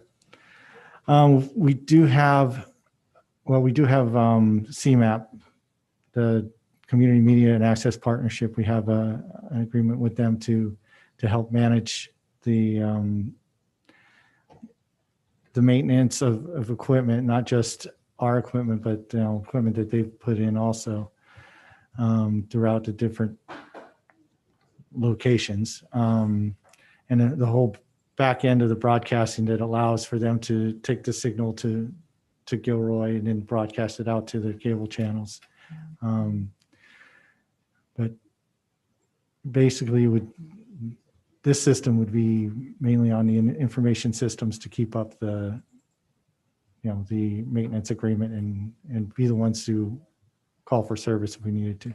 Thank you. And my final question, and it may be for the city manager, I'm not sure, but it seems like this may have been driven by the recent pandemic we've been involved in and the requirement for the updated equipment. It sounds like, and so my question would be, I see where this is projected to, the request is to come out of general funds, and I'm wondering if there are CARE monies that could be used in lieu of general fund money. I kind of had that conversation with the county, and I don't know about the current new funding that's come out. But when I talked to the county back in December, because they were also looking at the similar system that would allow for the Zoom and the ability to do remote meetings. The CARES money was already appropriated, and they went forward with just purchasing that equipment on their own. Thank you. Thank you. Any other questions from council? Yes, Mr. Mayor. Councilmember Resendez. Thank you. Mr. Silva, when do you plan on, if this was approved tonight, when will you plan on being live? I plan on making the purchase in the next couple of weeks, and then planning a installation within the next month or so, and hopefully to be live after the July recess. Okay. And then I heard you say that that it has the ability to link up to Instagram, Facebook, Twitter, you said, you name it. Just because it has the ability doesn't mean that we're going to do it, but I'm just wanted to check with you that we would. I think it's good that we do all of those platforms. I belong to other cities on Facebook and Instagram, and when they go and they have their city council meetings, it notifies me. So I was wondering if that's something that we can ensure that we're going to do in the future with all of our social media platforms. Yeah, I think, we'll definitely do this in phases. Obviously YouTube, we have a YouTube channel. We want to, open it up to Facebook, and then Instagram, we also have an Instagram account. We can go through that route. I don't necessarily want to do it all at once and then trying to manage it all at once. Sure. But, step by step, we can open it up. Yeah, okay, that makes sense. Yeah, I think it's important. A lot goes on here, and we want to be as accessible as we can. We want people to be involved, and we want them to see what we're saying and what we're doing up here and the decisions that we're making. And we definitely want more and more public input. So I think this is great. Thank you. Appreciate it.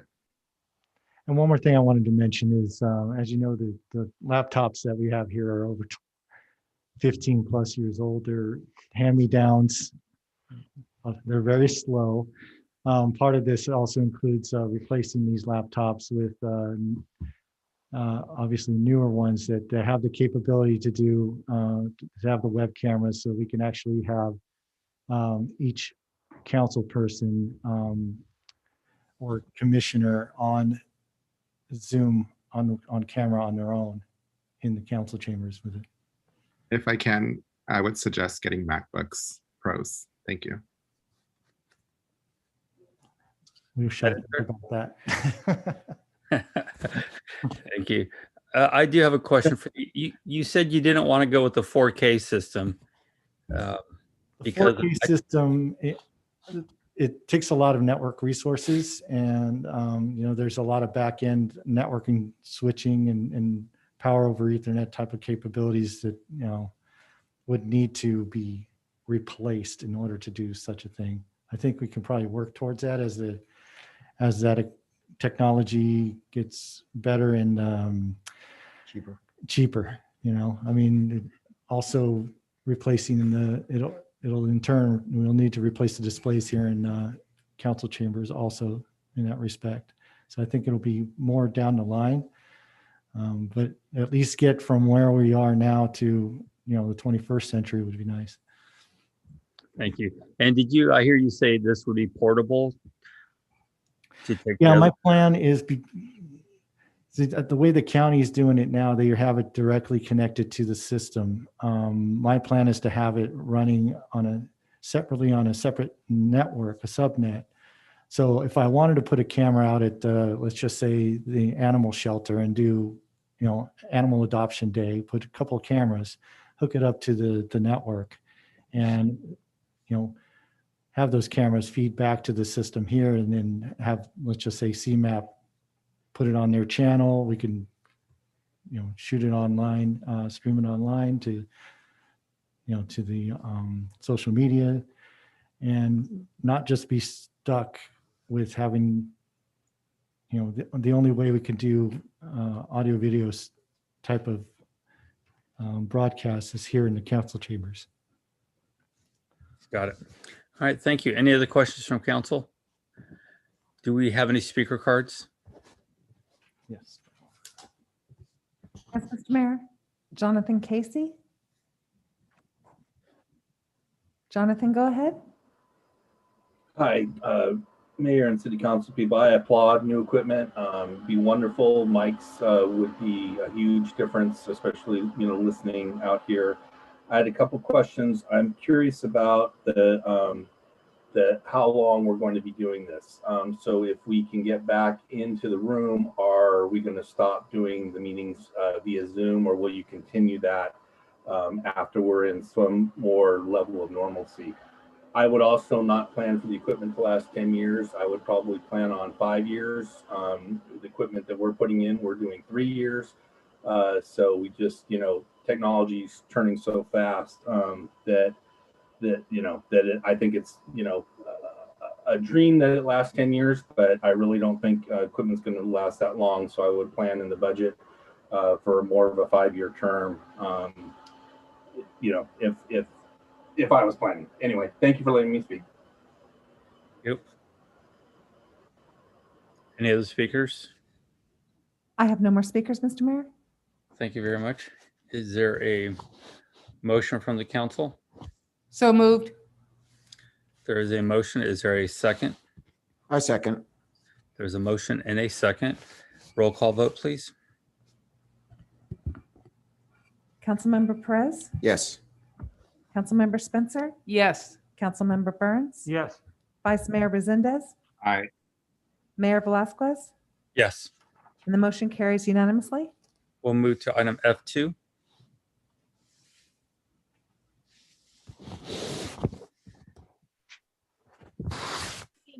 Council members, this is Eva with the Planning Department. Can everyone hear me okay? Yes, we can. Great, thank you. Item F2 tonight before you is a resolution for the City Council, which would direct staff to make an application to the Local Agency Formation Commission, LAFCO, for the city to provide sewer service outside of our jurisdictional boundary to 2 properties identified as APN 020460036 and 020120064. And the city of Hollister first received a request from this applicant back in June of 2020 to provide sewer services for outside jurisdictional services to these properties. And this item was heard at the one of the August 2020 City Council meetings, and the applicant actually withdrew their application at that time. And recently the applicant requested to bring this item back before you tonight. And so these properties are located at 0 Los Altos Road, as well as 1311 Hillcrest Road. And it's about 1.7 acres of property total that would be requesting city sewer services. And the nearest sewer connection is an 8-inch line, which is located in Los Altos Drive, where this property, well, both of these properties would connect to that sewer line in Los Altos. And one of the goals of our Hollister urban area water and wastewater management plan is to improve the health and safety of our local aquifer. And this development proposal is a county proposal for a total of 13 residential lots on these 2 properties. And I unfortunately don't have more information than that on the actual proposal. I'm not sure if there's an application in with San Benito County at this time, or if it's just a preliminary proposal from the applicant. But 13 residential lots on this property would be about 7.4 units per gross acre, which is consistent with the city's general plan of 1 to 8 units per acre in the low density. This property is located within our sphere of influence. And as mentioned, it's designated low density residential in our general plan. And city staff would recommend, as we always do with out of jurisdictional sewer service requests in our sphere of influence, city staff would recommend a preference towards annexation of the property. And in this particular case, we would also recommend annexation of all the properties surrounding this property, which lie south of Hillcrest Road and north of the current city limits, and east of a line drawn north of kind of our eastern boundary in this area, which is off of Cobblestone Court up to Hillcrest Road, which would create a kind of square logical boundary to the city limits if we did move forward with a pre-zone rather than an out of jurisdiction sewer service request. And this resolution, if adopted by the council tonight, after consideration, this would authorize the city to provide sewer service outside of our jurisdiction, and it would direct staff to apply to LAFCO for these services for these 2 properties. And with that, I will leave it to you. And if you have any questions for me, I'd be happy to answer them. Thank you, Ms. Kelly. Do you want to go back real quick? You did mention to annex first before allowing for the hookups would be the preference of the city, so we don't have islands happening any longer as we had in the past. Correct. City staff, we always recommend annexation, pre-zoning, and that going through that process rather than outside jurisdiction, but for the council's knowledge, for everyone and for the public, if the council did want to approve outside jurisdictional services to any property, this one or any other property in our sphere of influence, we would bring an annexation agreement to the council, or I'm not sure if it would come to the council, or I haven't done that process personally myself, and Abraham might be able to answer that question better, but there would be an agreement put with the property owner and recorded on the property for all ownership that they would not protest annexation if and when the city wanted to annex the land. But if this was approved as it is, they wouldn't have to annex any longer. Correct. Correct? Correct. So that would put us in a situation where they could do whatever they wanted after that point to the county standards, not the city standards, and we would have an island. So Correct. preferably, We could require them to annex with that agreement. I'm sorry? With that agreement, if we wanted them to annex, they couldn't protest, but yes, they would be able to get services and go to the county for development. So the first thing you'd want really is to have the annexation agreement first before you approve this. Would that be correct? That's possibly correct. I might defer to Abraham if he's in the office, just on the ordering. Yeah. Just want to make for sure, because this is how we, again, ended up with so many islands in the past that have caused us a lot of issues in the city. Mr. Mayor, members of the council, would you like staff to answer that question? Yes, sir. Please. At this point, yeah, very well. Thank you so much. And thank you, Eva, for that presentation. You are correct. At this point, if the city council would move forward with doing the out of jurisdiction approval as being requested by the applicant, then we would do so with the condition that we approve a agreement indicating that the applicant can move forward per the city council's request. However, if the applicant in the future, if the city council or LAFCO would like for that property to be annexed, and the property would annex with no ability for protest by the applicant. So Eva is absolutely right. We would recommend that if you do want to move forward with the out of jurisdiction, that there's a condition with the approval that the agreement also is finalized prior to moving the application forward to LAFCO. If you prefer just to annex now, because even with out of jurisdiction, LAFCO still has to approve that. This is a request for the city council to basically, if they want to do the out of jurisdiction, you make that recommendation to LAFCO, and LAFCO makes the final determination as to whether an out of jurisdiction is okay. If you prefer that they annex instead of doing the out of jurisdiction, then we tell the applicant, who is also, I see that the applicant's also in the podium online, Mr. Entrevilla. Then if your preference is for annexation, then the applicant goes back and comes forward to staff with the initiation of a pre-zone request.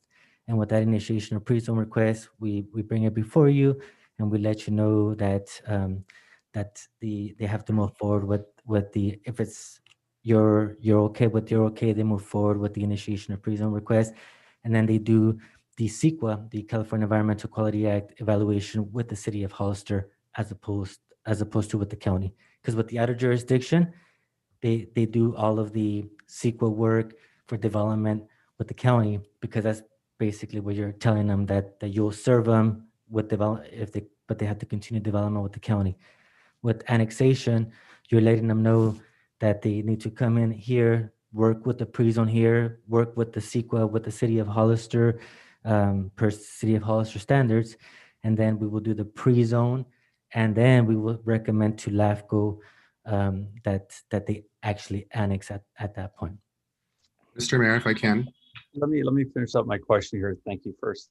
That was pretty much my comment or my question, because if we did this before we start the pre-zoning, they would do it basically county standards rather than the city standards. So for an example, if we approve this tonight with the agreement that they would annex into the city whenever we chose to annex into the city, whatever was built there would be to the county standards and not to the city standards. Is that correct? That is correct, Mr. Mayor. We will definitely, as we always do as a city, whenever something is being proposed for development in the county, we would recommend that they develop using city standards, but at that point, we don't have pretty much a hammer. It's basically the county who would make that determination. But yeah, absolutely. They would work with the county on development. We would suggest in our letters that they please develop per city standards. But at that point, it's up to the county and not us. However, as indicated, if it's an annexation for pre-zone, then we make all of those requirements during the pre-zone phase of it. That during the CEQA analysis, we make sure that everything is being analyzed per City of Hollister standards.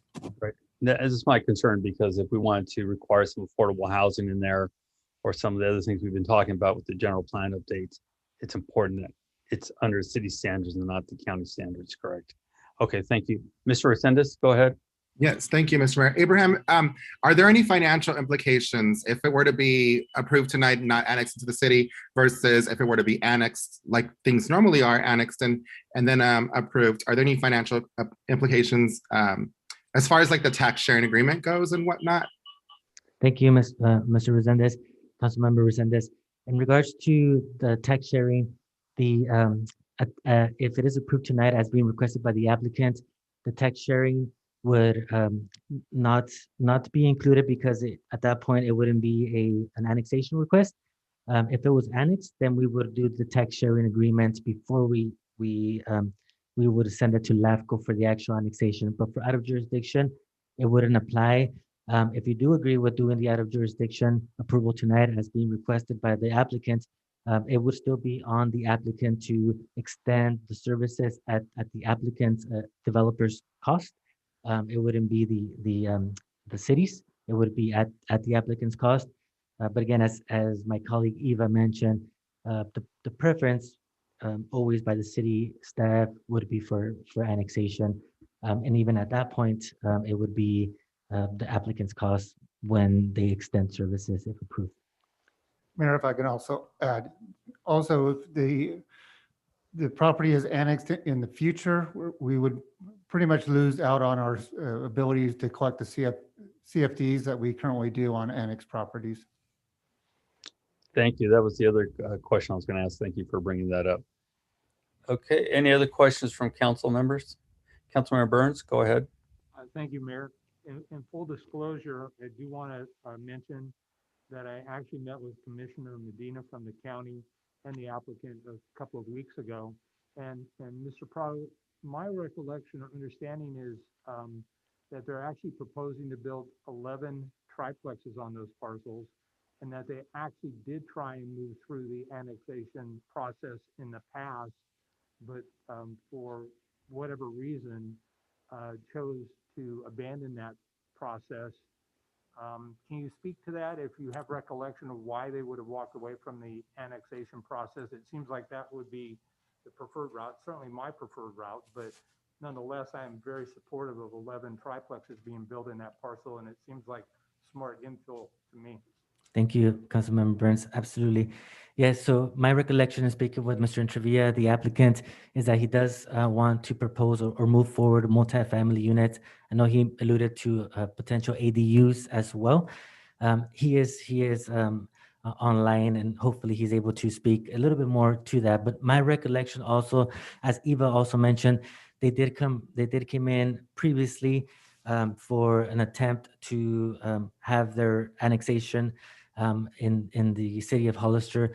But at that point, during that time, my recollection serves me right, and Mr. Entrevilla can also speak to that if he would like. The city council had recently denied the ability to annex a different property known as the Grimsley piece at the west end of Apricot Lane. So the west end of Apricot Lane, which was also considered an infill development, and that was also going to be a multifamily proposal from my recollection on those discussions. After that, my recollection serves me right. Mr. Entrevilla indicated that if the council did not move forward with that item, in And again, my recollection was that they didn't move forward because we were going through the update of the general plan, and we wanted to wait until what would occur with those policies of the update of the general plan. Mr. Trevilla indicated that if that property was an annex, then he didn't think that his property would be annexed, so therefore he chose the route of out of jurisdiction. But I think Mr. Trevilla can speak a little bit more to it as well. And I believe we only had 4 council members at that time. One important part to that whole story, though, is that was a general plan amendment because that was as a park. And that was the question on that other parcel. This is not the case at this area. The Grimsley piece, that's correct. And that needed a 4-1 approval vote. Yeah, because that was supposed to be a park area. This is totally different. Okay, I'm sorry, who was the person, Mr. Burns, giving us a question with that? I'm sorry, Mayor. I think I'd like to reserve the opportunity to ask questions after the applicant presents. Thank you. Yeah, no problem. All right, any other questions from council? I'd like to just to add, it's like. Go ahead, Councilmember Perez, go ahead. I support this project, but I would like to see annexation first. I think that's a great idea. I think the triplex and possible ADUs and all they have in store, which we'll probably hear right now. But yeah, I think that's a great idea to keep it up to standards. Thank you. Thank you. Mr. Mayor, if I can. Go ahead, Mr. Resendez. Thank you. I'm trying to get the story straight, Abraham. I don't remember. So they came back in the summer months. Were they on for annexation at that time and then they withdrew? Is that what happened? They came in. I believe that it was for initiation of pre-zone. They did ask the staff that they wanted to move forward with actual development on that site.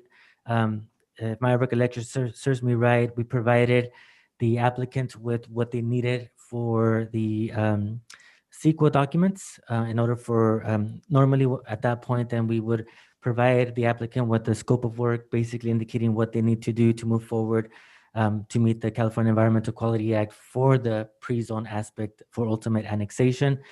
Then, if my recollection serves me right, there was discussions on the Grimsley piece, and because that didn't move forward, I believe, and Eva can correct me if I'm wrong, they moved forward to apply to the city council for an out of jurisdiction, but I believe they withdrew before actually coming before an action item before the council.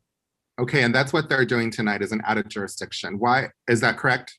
That is correct. You're right. Why are they not following the process to be annexed in like any other project typically does? I don't understand why we're jumping some steps here. They can certainly do so if that is the direction that you give them tonight. My understanding is that they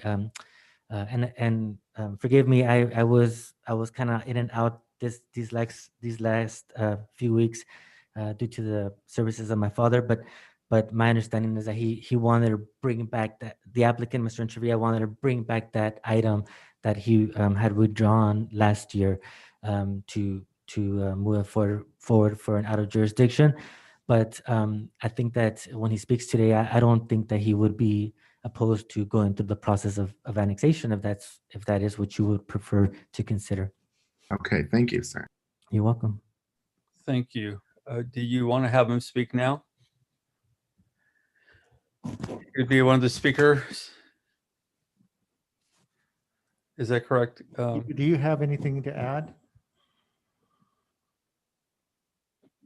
Was that to me? Yes.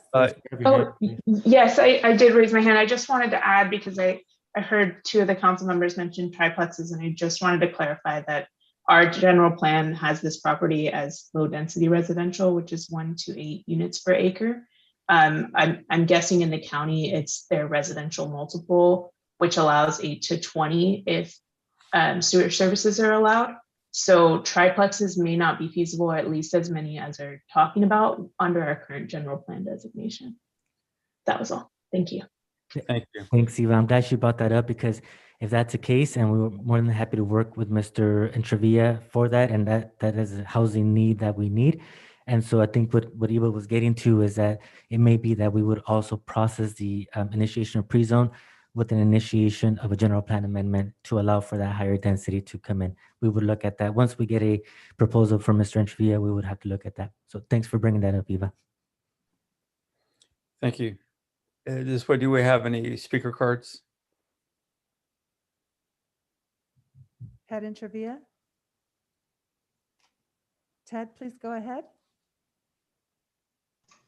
Hello. Go ahead, Ted. Mr. Intervilla, go ahead. Just to bring everybody up to current, first of all, we came in there to the city before we went in to do anything. We asked for a septic or sewer line for 1311 Hillcrest. That was the initial thing. So talking to Abraham, he told me to go talk to Bill Nicholson at LAFCO to see if we could get that done. So Bill Nicholson tells me that, no, you can't do that because we need an additional property to go with you. So we asked everybody, we canvassed the area, asked everybody if they wanted to go with us. No one wanted to be included in our annexation. So we decided to try a different route. So we purchased the property behind us to give us the second thing to get LAFCO. So we took that to Nicholson and he said, oh, by the way, that's the project's too big now. Wait a minute, you asked for a second property, we brought you a second property. So we went through that process. We always wanted to be annexed to the city. The problem is, as soon as we got to Abraham and the planning, next thing you know, they decided that they wanted to bring 15 acres in with us.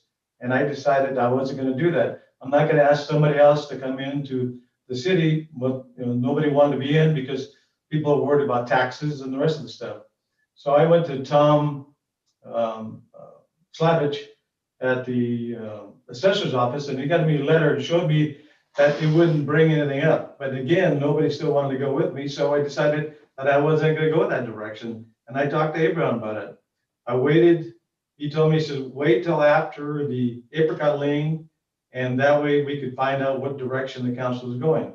So then the council decided, obviously, that they weren't going to go either direction because it was 2-2 vote. And then at the time, if you guys remember correctly, you voted it down because, like Ignacio, you said, it was a 4-1. It was for, I'm not exactly sure what that's called now. It was a park, yeah. Yes, basically a park. But anyhow, after that, basically they told me, I'm not interested in doing that. So after 2.5 years of fighting you guys, I decided to go another direction. So that's how this all came about. It's not that I didn't want to go with you guys. You guys wouldn't permit me to go that way. And that's the whole problem. I went in with Eva and I asked her about, okay, what do you guys want? What would be, what would you guys like us to do here? Because we went with a 6,700 square foot lot, which is what the city standard is. So we went by the city standard so that if we ever annex, it's what the city wants. And that's exactly what we did. So basically after 2.5 years, we said and twiddled our thumbs waiting for somebody to make a move, but nobody did anything. So we went the other direction. That's the problem. My first initial it was to go with the city. And I talked to, I don't know how many times, Abraham, about this whole thing, and Eva and Billy and everybody else of the city. So there was no excuse that, we waited 2.5 years to get this thing done. I've always wanted to be at the end of the city, but you guys wouldn't permit it, period. But that's the problem. Thank you, Mr. Intervilla. Just a quick question for you. Going back, you said the 15 acres, is that still the same issue you have surrounding acreage that does not want to be part of the city? You're asking me? Yes, sir. Okay. It was the idea of the city and Bill Nicholson to include everybody around, and I didn't want to include anybody that didn't want to go. I'm not going to pull somebody into the city. It's struggling to get in there if they don't want to be there. Why should they do that? Why would you do that? Is it that's still the sentiment of your neighbors? It's a more open land. I'm not familiar with the area. It's basically surrounded. I think Anderson Homes built several homes on that site there, off of Los Altos, I believe, and it ties in. Unfortunately, it doesn't tie in because there's a barrier that it's between two paved roads, which is absolutely idiot to do that stuff. But basically, we tried all different options to get into the city. We wanted to be in the city. I told Abraham, enough is enough about this stuff. It's like, come on, I want to be in, but they didn't want us to be in there. And this is a single family with 2 ADUs is what it is. So we have a ADU and a junior ADU. So it's 1,200 square feet, and actually the project, each one of them is 2,600 feet. So the three units in each lot is what it amounts to. And that's what we want to do. It's affordable housing for everybody. Whether it's in the city or the county, it's here in the city, basically is what it is. What difference does it make, basically? That's what we're trying to say. You know, we wanted to be in the city, and it took forever to even get to this point. So, Yeah. you know, I can't say enough about, you know, the frustration of trying to get to the city that I wanted to be in, and they wouldn't permit it. So what would you do? You go a different direction, and that's what I did. Okay. Thank you, sir. Mr. I think again, it's two different properties that I understand the confusion. The other one was zoned as a park. Yours is a little different, and definitely should be having a conversation about it. Did I hear another speaker? Yes, Mr. Mayor. Go ahead. Elias Salinas.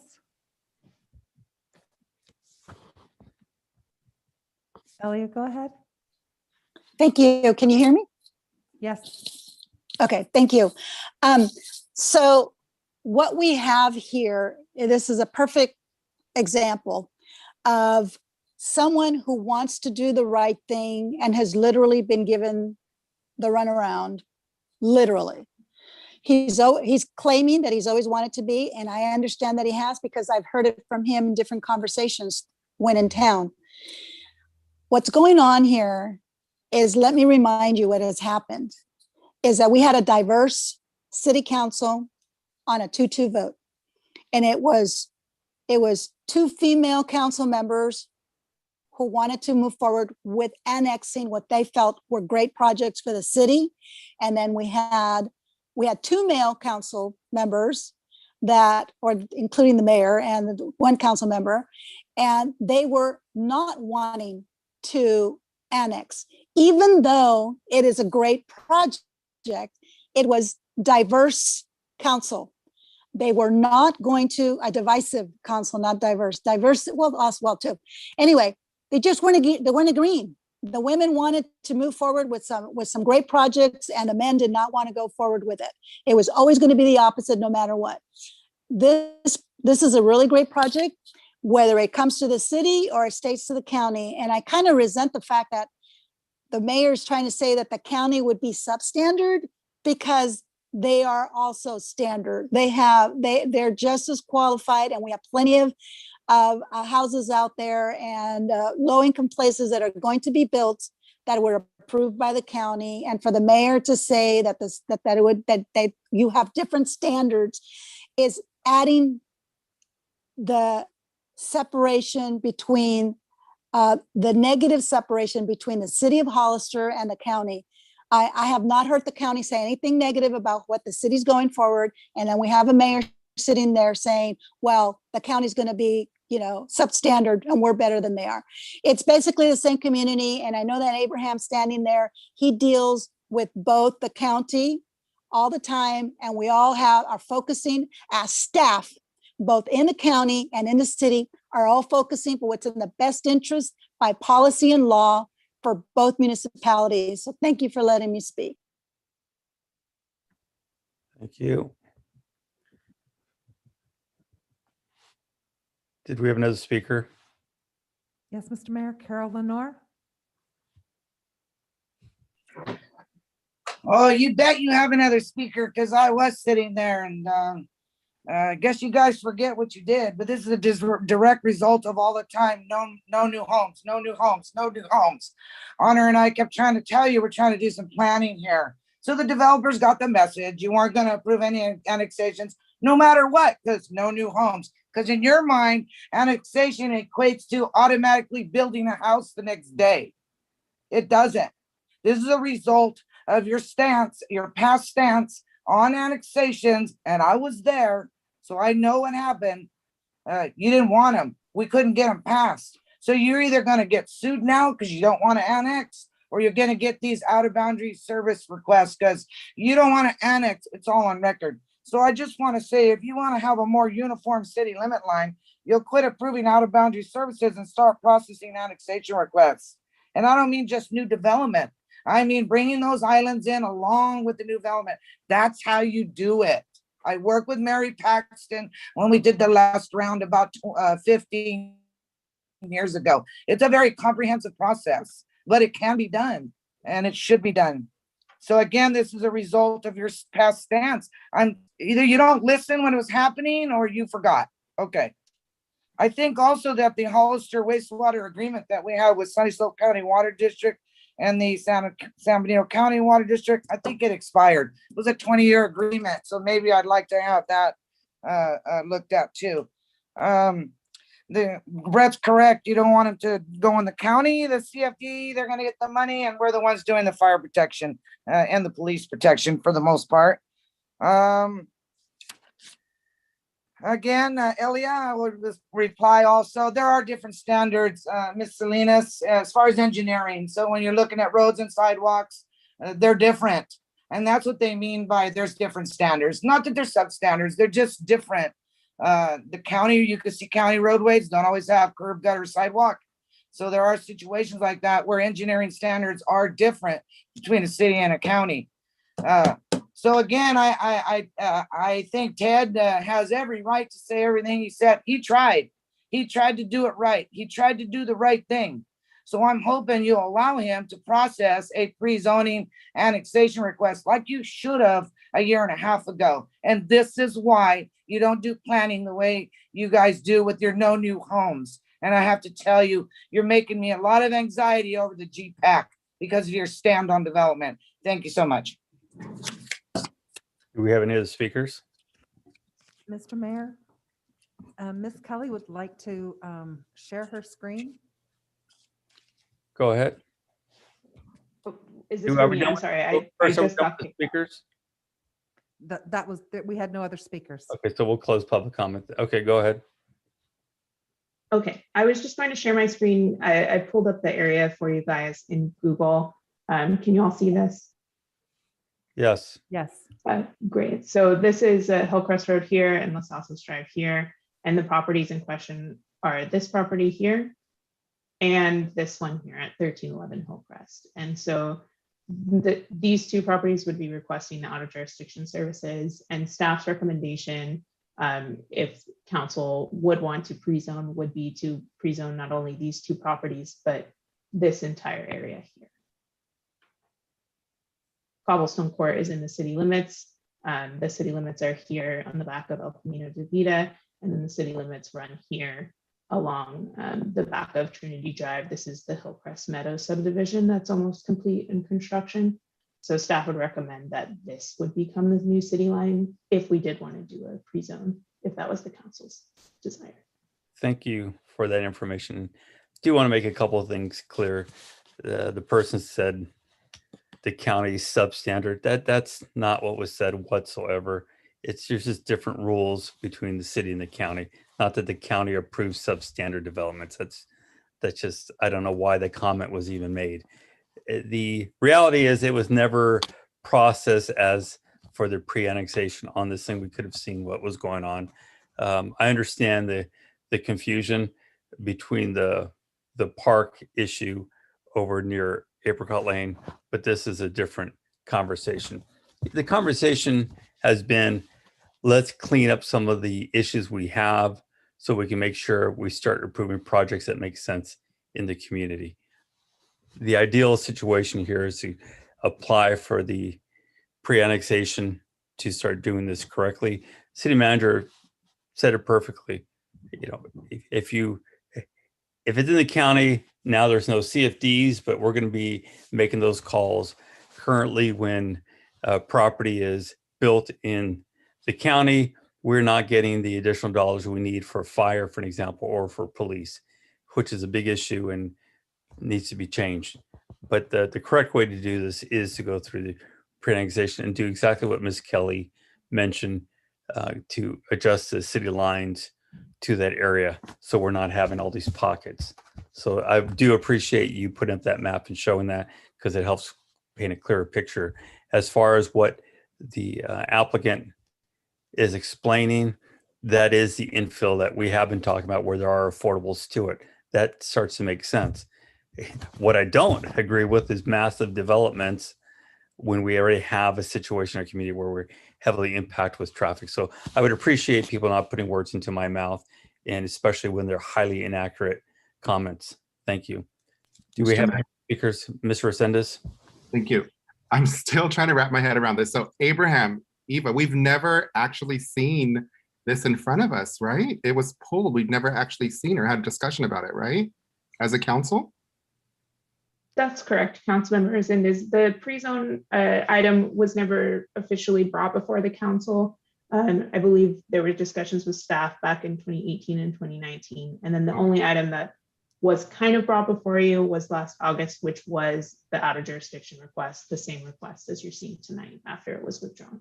Okay, I was just wanted to make that clear. So we've never actually even seen this. And again, Ms. Kelly, thank you for putting up that image. It's pretty clear.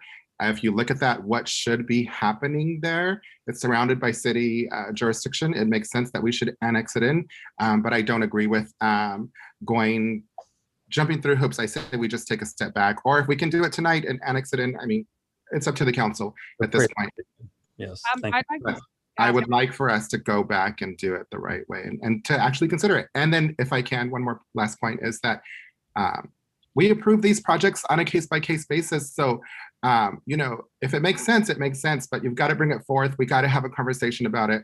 And that's the proper way to do it. So yeah, I don't appreciate all of the accusations. I guess there were some accusations thrown out there, or what the political climate was at the time. It doesn't matter. Bring your projects forth and then we'll base it on its merits. So thank you for your time. I have some questions. Go ahead, Ms. Spencer. Okay, first of all, I'd like to bring back Mr. Intervia. I'd like to ask him some questions.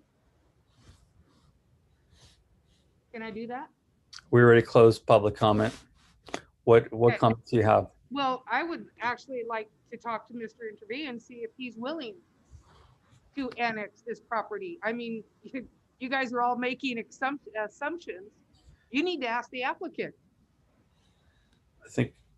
I think that should be right. I think That is a fair question to ask Mr. Intervia while he's on the line. Yes, I agree with you. So can We- I ask we him? could- Because I Yeah, we'll didn't do get that. a chance. That question next, and then I see Mr. Burns has a comment too, and then we can have Mr. Intervia answer any questions.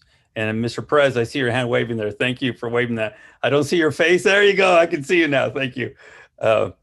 Is that your question then, Ms. Spencer? Yes, I'd like to talk Okay. to Mr. Intervia and see what he feels about annexation. Thank you. Mr. Burns?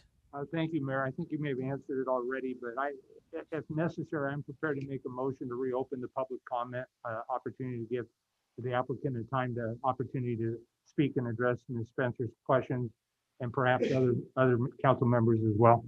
Yeah, no, we'll have him answer that question. And is that it, Mr. Burns? Yes, sir. Thank you. Mr. Perez? That's, so if Mr. Intervia, did I say that correct? If he's willing to be annexed, can we just amend this to move him to annexation? That's a good question, Mr. Perez. Normally, we would require a resolution to be approved by the council, approving an initiation to pre-zone, the first step. And then with that, then the applicant comes in with an actual pre-zone application and would have to do all of the CEQA work. And here,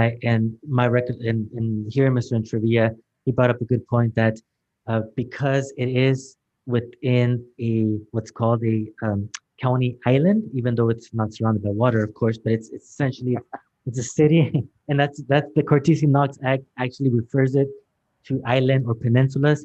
The city basically as ending at the Hillcrest Meadows development that Eva referred, and then it's all that area where Mr. Intervia's property begins, and then it's right next to the Hillcrest Market, the little market that's there. It goes all the way to Cobblestone, and then all the way, the city kind of comes back at Sunnysville Villages, where the Beverly Drive starts. But I'm glad that Mr. Intervia spoke right now. His concern is the city's requirement, and not only the city's requirement, but LAFCO requirement that not only those two properties get analyzed per CEQA, it's that whole area, about 15 parcels. It's not uncommon. It's really by direction from LAFCO and the city to basically try to close those gaps. You saw that not too long ago with the Chapel Road area project. Chapel Road area project is a total of 13 parcels, and only at the beginning, only 2 parcels were going to be coming in. But for CEQA, we reviewed that whole area between Santa Ana all the way to San Felipe. It's just to make sure that it's a complete evaluation. And so that's what Mr. Trevia is saying, that he doesn't mind the annexation, but he does have concerns with the other 15 parcels that they may not want to annex. But at that point, you know, in the past, as we've done with like, for example, Chapel Road, you know, it comes before you. We sent out notifications to all the property owners. We try to explain to them. It's a very detailed process. And eventually it's up to the council and up to LAFCO. It can go to LAFCO just with Mr. Entrevilla's 2 properties, but then at LAFCO, Bill Nicholson may say, no, we need to add the additional properties as well. And so that's where things get a little bit convoluted. He may say we can move forward with just these 2 parcels before CEQA, you know, is done. And so that is why we're bringing it before you, or basically saying that if you want to do annexation, it would be good to not only analyze those 2 properties, but the other 15 additional properties as well. And so I agree also that makes sense. Second of all, who wouldn't want to be part of Hollister? Come on. Yeah. But you know what, it's like, because of all the confusion and all the stuff, you know, it's been a long time for them in this process too. I was just trying to see if we can come up with a way that we can actually get them on the road now. It's like they've been on the side of the road for a while. So I'm not sure how this process can work, but can we do something like that since we have him on the phone? Well, I think Mr. Burns had a next question. Mr. Burns. And then we'll go back to Mr. Trivia. Thank you, Mayor. I think Mr. Prado answered the question about the 15 additional parcels. I'd like to see this move forward without the 15 parcels. My greatest fear is that we lose this project and it tanks not only for the city, but for the county.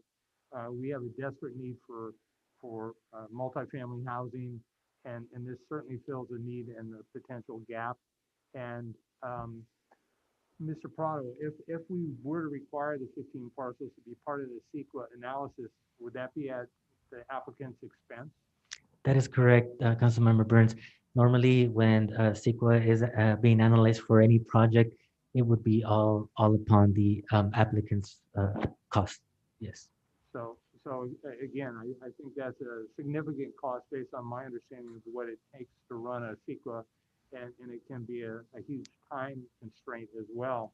And so I'd like to ask Mr. Everson what his thoughts are moving forward on this project, please, sir. Well, I'll address that, and also what Councilmember Perez was mentioning before. It certainly cannot be annexed tonight. As Mr. Prado explained, there are multiple steps that need to be taken before that can even come before the council. However, you're certainly welcome to speak with Mr. Intravia and see whether or not that's something that he's even willing to address or move forward with. And if that's the case, then council can give direction to staff to speak with him about that and move down that process. Quick. So I guess my final thought or question would be, or maybe it's more of a comment. If we approve the access to the sewer, then he is set to move forward with the county, but there are huge consequences to the city. And I understand that. And I understand there are different development standards.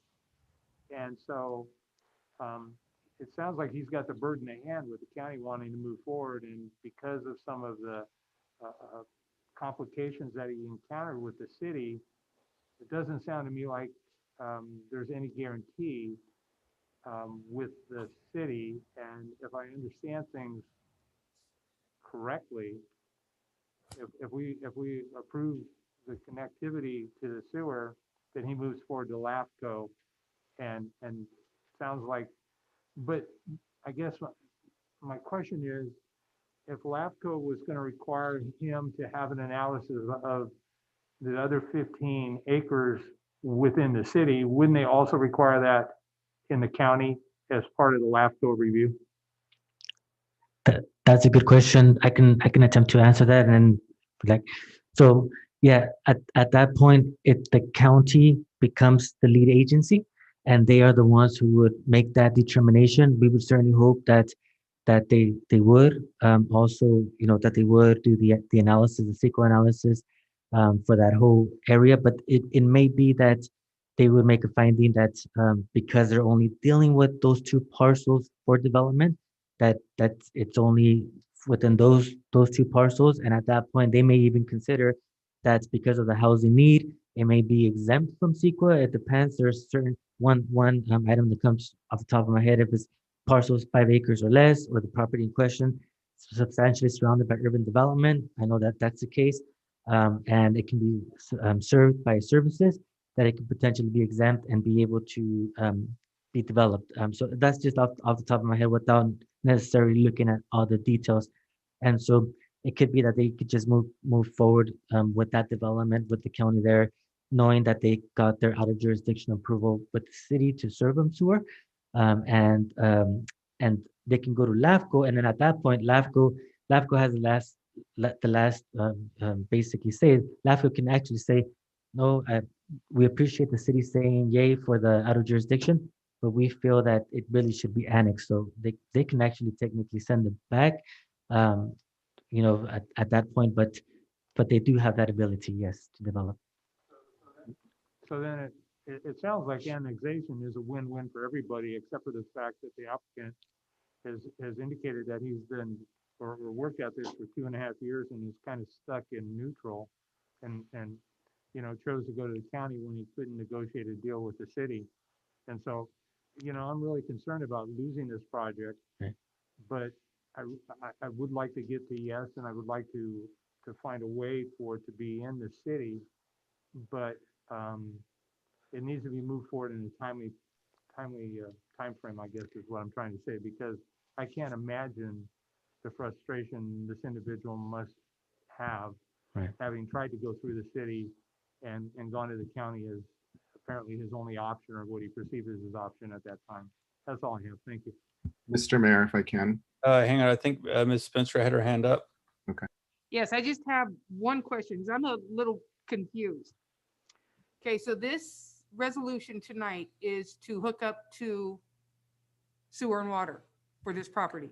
To recommend to LAFCO for them to That's where I'm having yes. the problem. Why this piece of property has to go to LAFCO, because other properties that we've had come to us to hook up to our services never had to go to LAFCO. Why this one?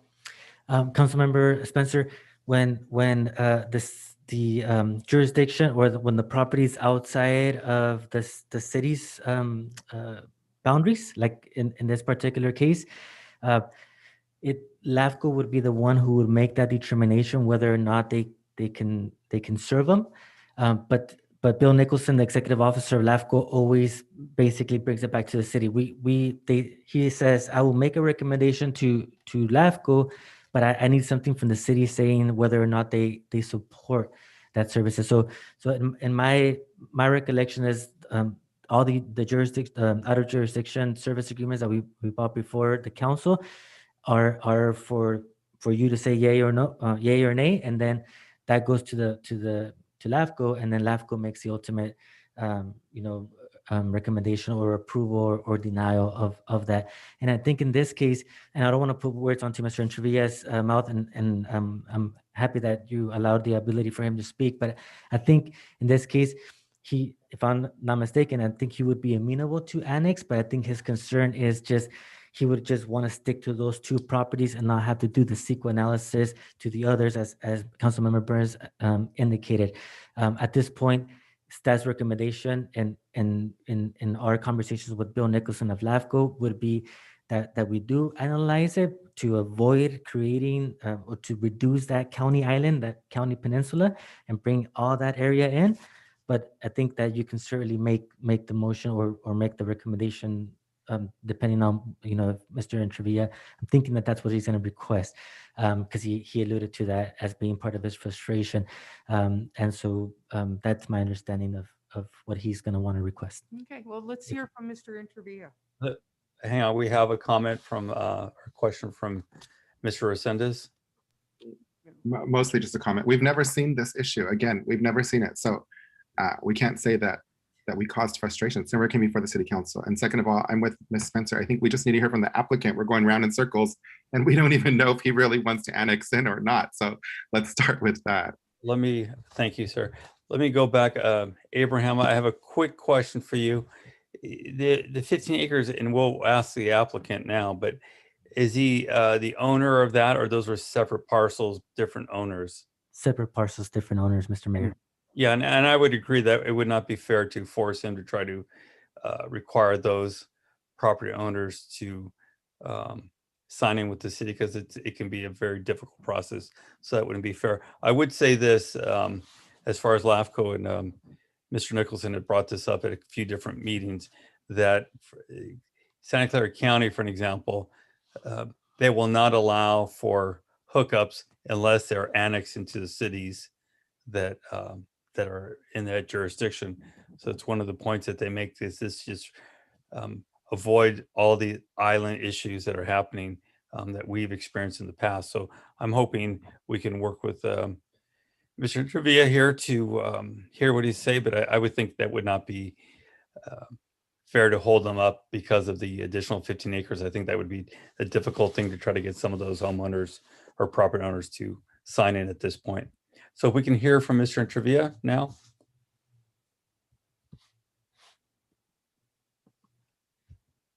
Unless he fell asleep on us. It's us. Hold on one second. Go ahead, Ted. Mr. Trevia. I'm back again, I hope. Yes, you are, sir. Okay, here we go. Basically, first of all, I want to let you guys know, this whole thing was supposed to be in the city. That was the whole idea, to get these 2 units in the city. That was my goal. That was what I was trying to do. I went by the city standards. I still going by the city standards because I talked to Ava about the size of lots. You know, I wanted to make sure it was compatible with the city was going to do for multifamily type of units. And I talked to Abraham at length at this project. And so he's the one that advised me I could split the lot that I had. If I had originally it was 7,000 square feet, then you guys reduced it to 60, 65, 70, I believe is what it was. So I went through the whole process. You know, this has been a long process that has been very frustrating. Yes, I haven't been into the city council because I wasn't permitted to come to you guys. All the time I'm sitting out there, okay, well, you can't do this. So then I go to the LAFCO, and he tells me I got to bring in 15 acres. Basically, it's $52,000 to do a study, and then we don't know if the study is correct, you know. And again, that's a long process to go through. And like Abraham told me that. And I've been trying to work with Abraham forever on this thing. And, you know, it's not that I haven't tried. It's just we haven't been able to do it. And yes, I'm going to build them at the city standards because one day this is going to be part of the city. But right now, it's almost impossible to get in there because I don't want to bring in somebody that doesn't want to come. You know, how fair is that for me to say, okay, I want to bring my project in, and some lady down the road believes that, you know, by annexing to the city, it's going to cost her more money. So she's on a fixed income. What am I supposed to say to her? It's not fair. Just to stop for a second here. Okay, sure. I think the conversation we're having is, I think, I would say it's fair to say that the majority feels that it would not be fair to try to get the other properties in. The question is, would you be willing to apply for their pre-annexation in the city on the parcels you're talking about? Just the 2 parcels, correct? Yes. And we could talk to the LAFCO about the other issues later, but we understand it would be near impossible to try to get the additional properties to try to annex in at this point. We understand that. And Ignacio, that's been the problem along. It's been with Bill Nicholson. I get that, but are you willing to talk about your 2 properties here? I'm willing to talk about it, but hopefully we can get this done before, you know, before my grandchild, they're older than me, you know. Okay. I'm sure we could, but we just needed to hear from you that you're willing to do that, and then we can take the next step. And I've always been to the city standards. I never have, you know, wavered from that. It's been frustrating. That's all. Perfect. Thank you, sir. So, Mr. Prado, going back to that, he seems to be willing to do that. And how does that process start? So it's a fair process, because again, it'd be great to get those 15 acres in, but obviously he doesn't own that property. it would be difficult for him, probably unfair to try to manage that at this time. I'm sure if he gets annexed in, the owners of the other properties will eventually want to annex into the city as long as we're making that a condition to for any hookups. Yes. Would you like me to respond to that, Mr. Mayor? Yes, sir. Very well. If it is the desire of the council to direct staff to work with the Mr. Entrevilla for the actual pre-zoning for annexation, we can certainly do so. First step would be for him to submit an application for an initiation of pre-zone. We can forward that to him right away, and he would just fill that out. It's 2 sheets, essentially indicating the 2 parcels that he would like for the city council to consider for pre-zoning. We would bring that before you and have that be reviewed by you. And if you give the okay to that, the next step would be for Mr. Entrevilla to submit an actual pre-zone application. And the pre-zone application would be a little bit more detailed. We would require what's called a plan for providing services. Essentially, and that's a standard requirement for all pre-zones. Engineer would be hired by the applicant to indicate where all the existing city services are located, sewer, storm drain, water, and how those are going to be extended to the property. And then our engineering division would review to make sure that it is proper to annex. It's right next to city services. So we don't anticipate an issue at this point. And then we would review also to see if any CEQA would need to be done, any review with the California Environmental Quality Act based on the annexation of the properties. And if none are determined, then we would bring it before you with a categorical exemption for CEQA. And if there is some CEQA that needs to be analyzed, then we would indicate to the applicant what needs to be done. And if the direction is only to analyze it on those 2 properties, then it's going to be significantly less in regards to the review, if any, compared to the 2 properties plus the 15 acres. So, Thank you. Go ahead, Ms. Spencer. Abraham. Yes. Okay, Mr. Entrevilla has been going through this for 2.5, 3 years now. Approximately, yeah. Yeah. Be really hard to wait that long for a paycheck. Yeah. So how long are we talking? Another 6, 7 months, a year, 3 years, 5 years? For that, I think that the initiation of pre-zone can be done fairly as soon as the application is filled. I would say if not by the 19th, but the following meeting, the first meeting in May. And then at that point, with the pre-zone application following, we would then review to see if any CEQA would be required. CEQA requirements, normally it consists of an initial study and a review of any potential significant impacts that the project may have, and that's a state requirement. And so if one is needed, the soonest, if we get all the material in, the soonest that we've turned around a CEQA document is approximately 16 weeks. If we can determine that it's categorically exempt, then essentially, it can move forward to the pre-zoning planning commission, city council stages within 6 to 8 weeks. And this resolution 2021-56, this just goes to the wayside now? Yeah, so this if you decide not to do an out of jurisdiction, yeah, this would not apply. It would be the annexation that we would go with it, which is the initiation of pre-zone first. Yeah. Okay. Okay. Any other questions from council? Quick question then. Go ahead, sir. In order to move on, then would you suggest that we withdraw the resolution? Maybe city attorney or Mr. Prado?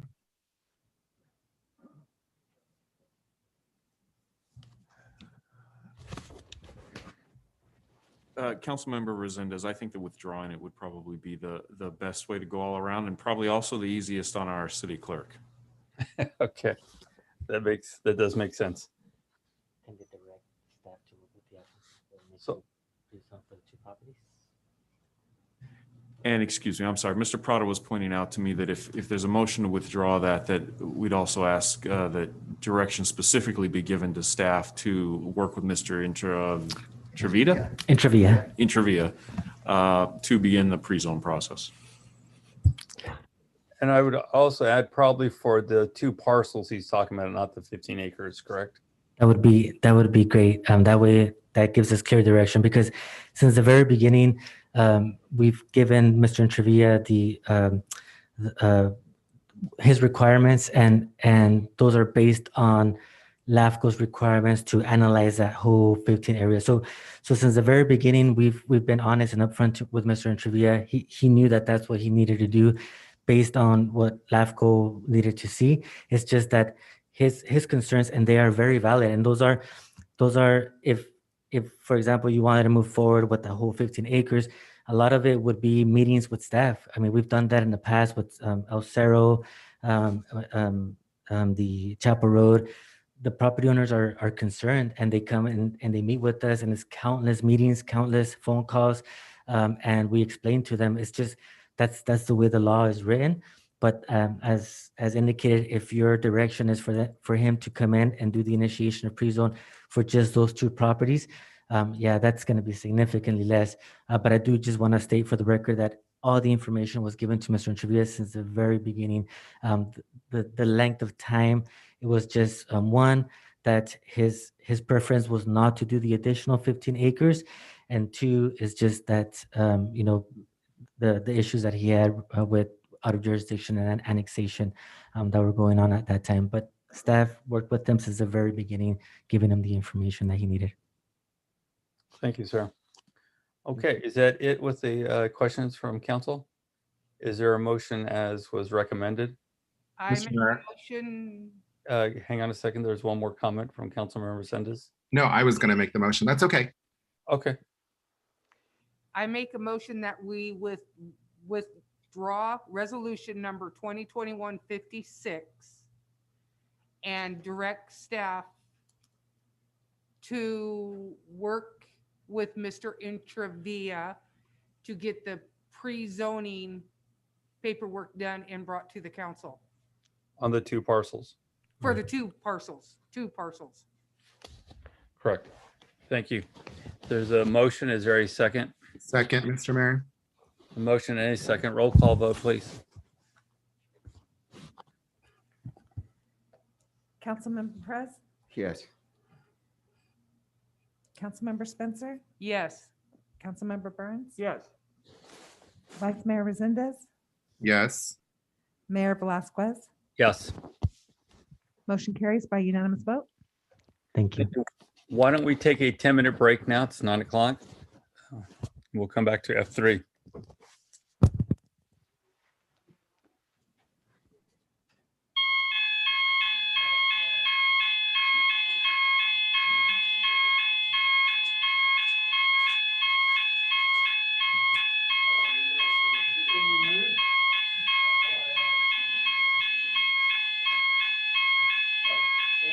Paul, there's something happening.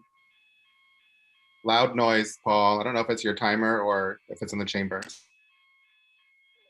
We believe we have a false alarm with the fire alarm.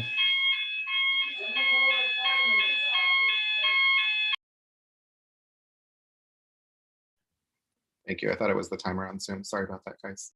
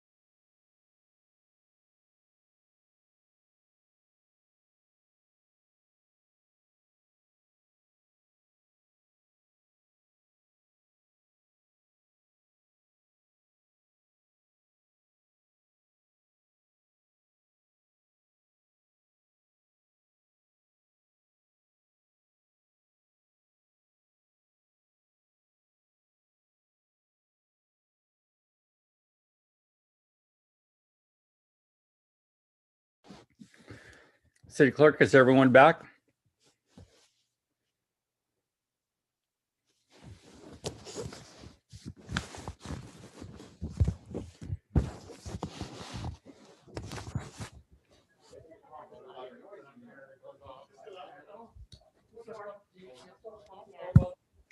Mr. Mayor, they're headed back. Thank you.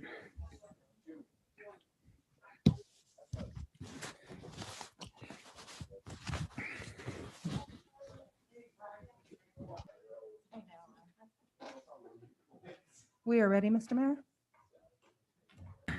Thank you. We'll now move to F3.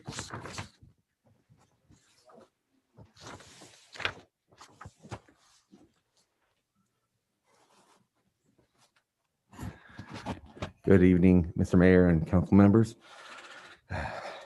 I'm going to try to make this a little less complicated than the last resolution.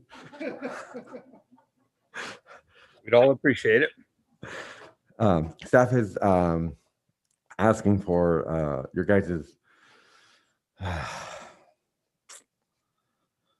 asking for you guys to agree on purchasing and installing video surveillance equipment at the water reclamation facility, which is AKA Brigantino Park.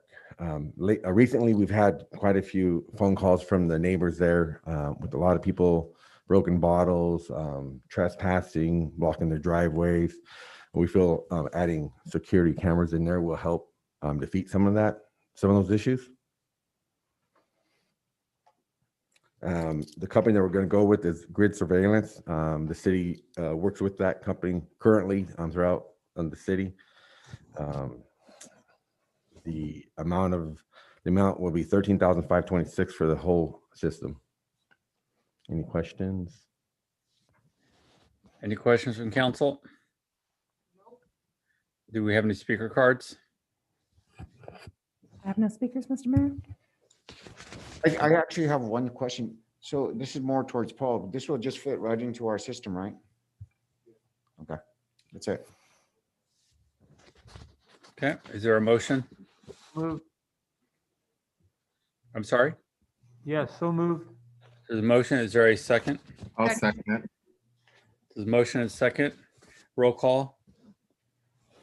Councilmember Perez, Yes. Councilmember Spencer, Yes. Councilmember Burns, Yes. Vice Mayor Resendez, Aye. Mayor Velazquez. Yes. The motion carries by unanimous vote. Thank you very much. Thank you very much. We'll move now to item F4.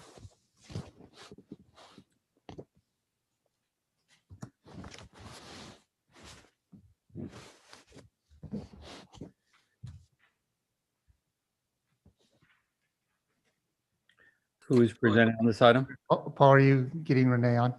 Uh, Okay, Good thank you. evening, Mr. Mayor, City Council. Renee Perales, CIP Manager for the Administrative Services Department. Tonight before you is Resolution 2021-58. On December 21st, 2020, City Council authorized staff to call for sealed bids for the Central Avenue Traffic Calming Project. On March 10th, 4 bids were received. The lowest bid was received from Precision Grade Incorporated of San Juan Bautista in the amount of $458,023. The other 3 bids ranged from $589,000 to $805,000. Staff is requesting that the City Council do the following. Approve Resolution 2021-58, accept the bids received, award and authorize the mayor to execute the contract with Precision Grade Incorporated, approve a supplemental appropriation and authorize the city manager to execute the contract or to execute contract change orders not exceeding $68,000 for the timely completion of the project. The total appropriation for this project shall not exceed $526,023 without further council approval. Does the council have any questions regarding this item? Any questions from council? I'm sorry, is there a hand raised? Mr. Burns, did I see your hand raised? There is. Thank you, Mayor. In reviewing the staff report, I didn't see it, but is this a prevailing wage project? Yes, it is. Thank you. That's all my only question. Okay. Any other questions from council?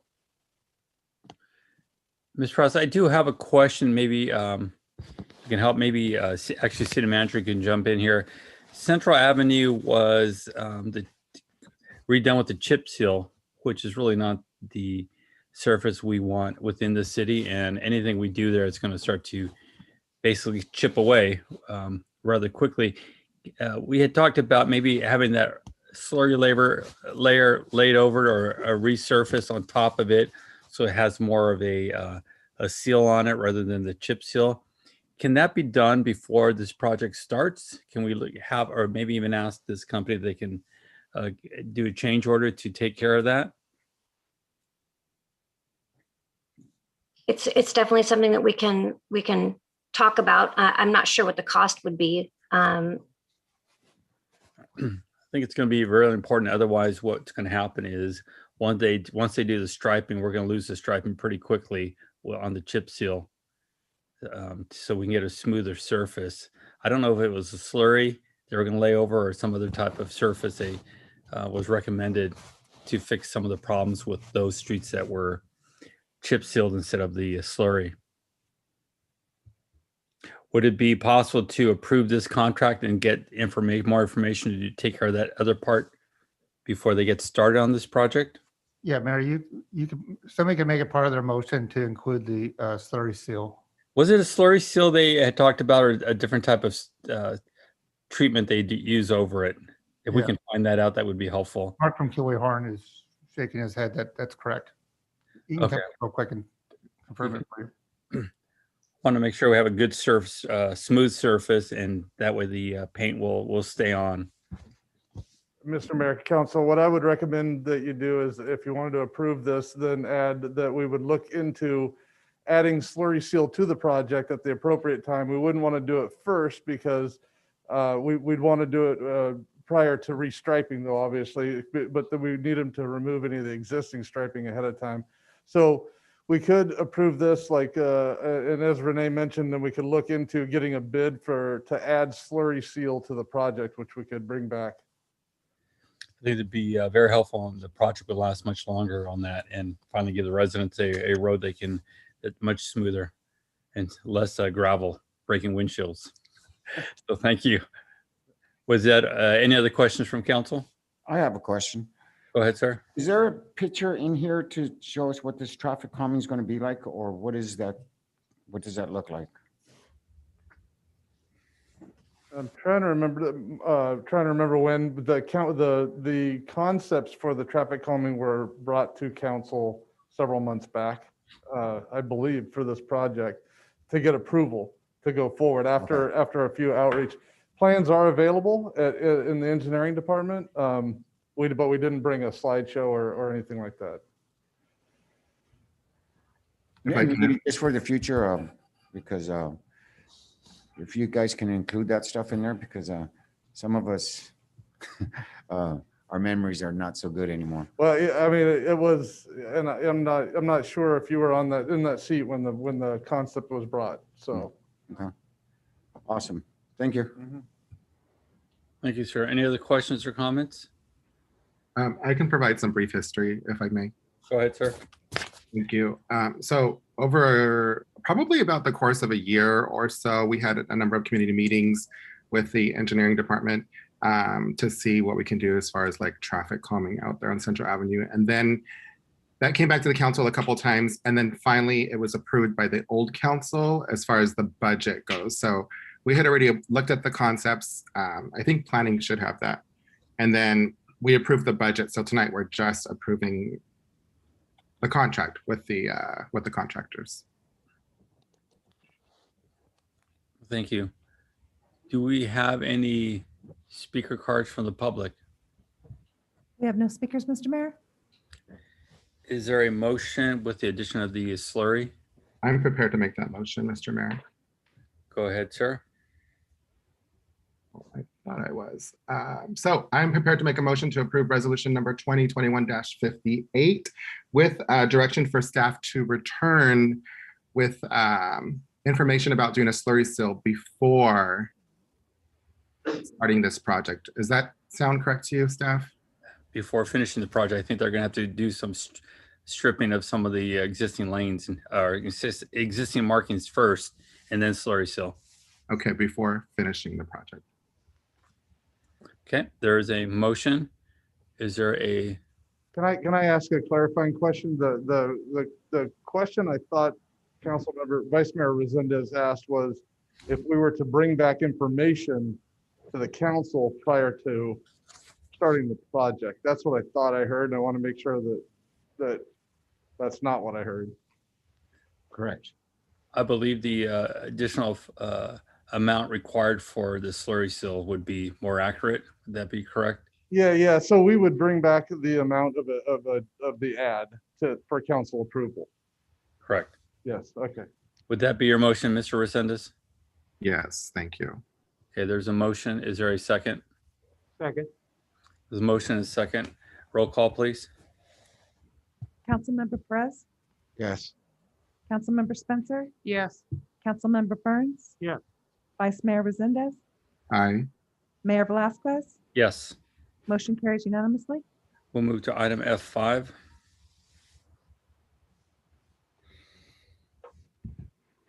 Good evening, Mayor Velazquez and City Council. Tina Garza, Recreation Supervisor. Tonight before you is Resolution 2021-59, authorizing staff to apply for a competitive grant from Scott's and Major League Baseball field refurbishment grant. The field, which sits at the top of Vista Park Hill and overlooks our gorgeous city, is in need of current support. Currently, the field is in an unplayable condition due to a rocky, unleveled infield deprived of grass. And this renovation project will allow the community to play in a newly sodded field with a new pitcher's mound, infield dirt, bases and anchors, a home plate, and a dugout with the shade structures. If awarded, the collaboration will give residents an enjoyable playing field overlooking the city. And staff recommends that the City Council adopt this resolution directing staff to apply for the Scott's and MLB field refurbishment grant at the Vista Park Hill baseball softball field. Any questions? Thank you. Any questions from council? Councilmember Burns? Thank you. Ma'am, can you tell me what Plan B is in the event we do not receive the grant? Currently, we don't have a Plan B. Recreation, we found this grant due to our Junior Giants program, so we're able to apply for this grant. So with that being said, I would work with Henry Gonzalez, our interim community services director, to either budget and make sure that the field is in playable condition so that we're able to use the field in the future. Thank you. Thank you. Any other questions? Do we have any speaker cards? I have no speakers, Mr. Mayor. Thank you. Is there a motion? I make a motion, we accept resolution number 2021-59. There's a motion. Is there a second? Second. Motion and second. Roll call vote, please. Councilmember Perez, Aye. Councilmember Spencer, Aye. Councilmember Burns, Yes. Vice Mayor Resendez, Yes. Mayor Velazquez. Yes. Motion carries unanimously. We'll move now to item F6. Thank you for the approval of the grant.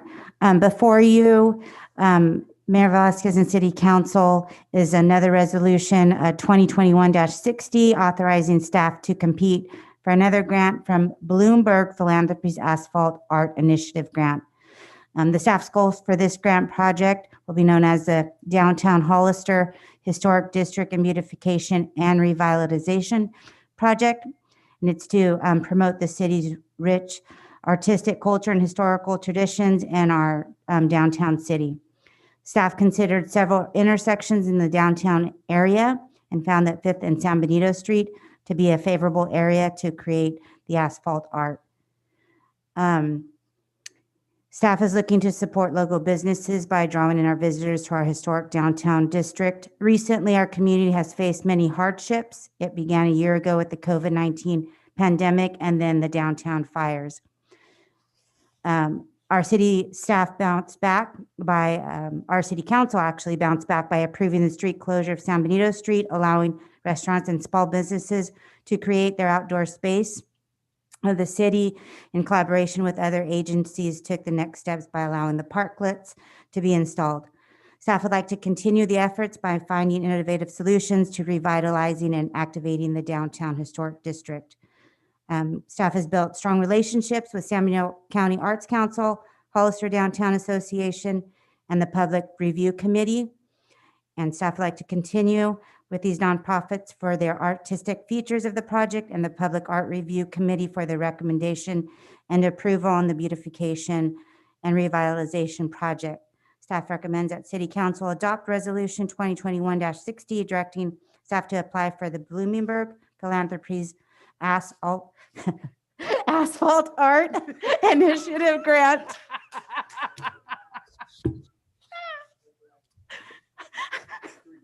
Will the new video system have a bleep mode on it? Yes, please, Paul, work on that one.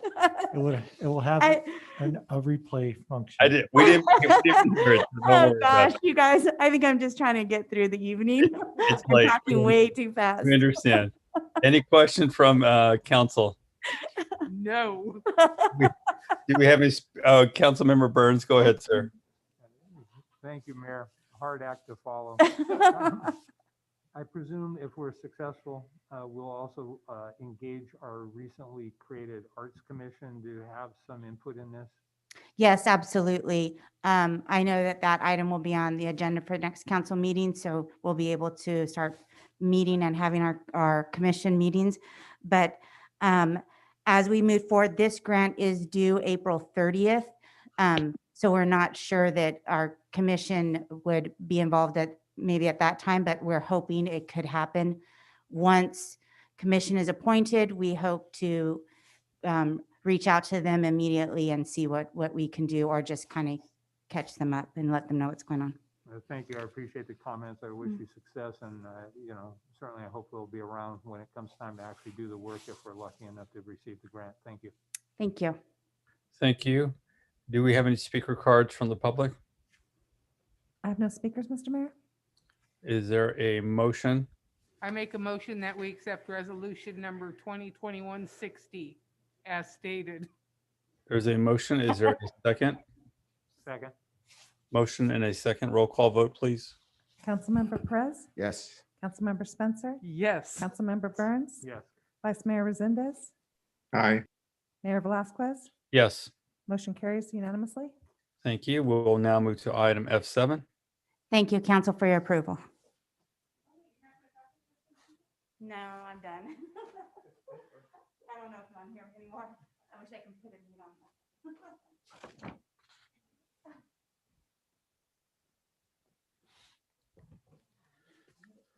Hello, Mr. Mayor and council members. I'm Charlie, the acting fire chief for the Hollister Fire Department. F7, it's a resolution of the City Council of the City of Hollister authorizing staff to execute certain documents on behalf of the city for the purpose of applying and filing with the Governor's Office of Emergency Services for the purpose of obtaining federal financial assistance and/or state financial assistance. This item would approve the filing of Cal OES Form 130 by the City of Hollister governing body to appoint an authorized agent as a designee in the order to be eligible to apply and receive funding from the State of California Governor's Office of Emergency Services. It's basically updating the signature card that we have with the chief, with city manager, Chief Bob Martin Del Campo, and our administrative services assistant, chief assistant Delia Ramon. And then we're also updating the signatures that are on for the council members. We have the mayor on there, but we did take off Carson Clower and Mickey Luna. And then we did add on there Roland Resendez and then Rick Perez on this. Is there any questions? Did you add on Mr. Burns? There was only 3 on there. I don't know why we didn't put him on there since he is our liaison on there. I was going to say, could he take my place? I volunteer Tim. Nobody can take your place. Gee, thanks. If you can look through that and get that worked out, that'd be helpful. Any other questions from council? No questions from, is there any speaker cards? I have one speaker, Mr. Mayor. Elia Salinas. Go ahead. Elia? Hi, yes, good evening. So my question to Chief Bedoya is with regards to you have several you're going to be speaking on tonight. So I'm wondering, since the fire department covers and has contract for City of San Juan and the County of San Benito, does that assist you in obtaining all these grants? Does it make a difference? I'm just wondering about that. That's my only question.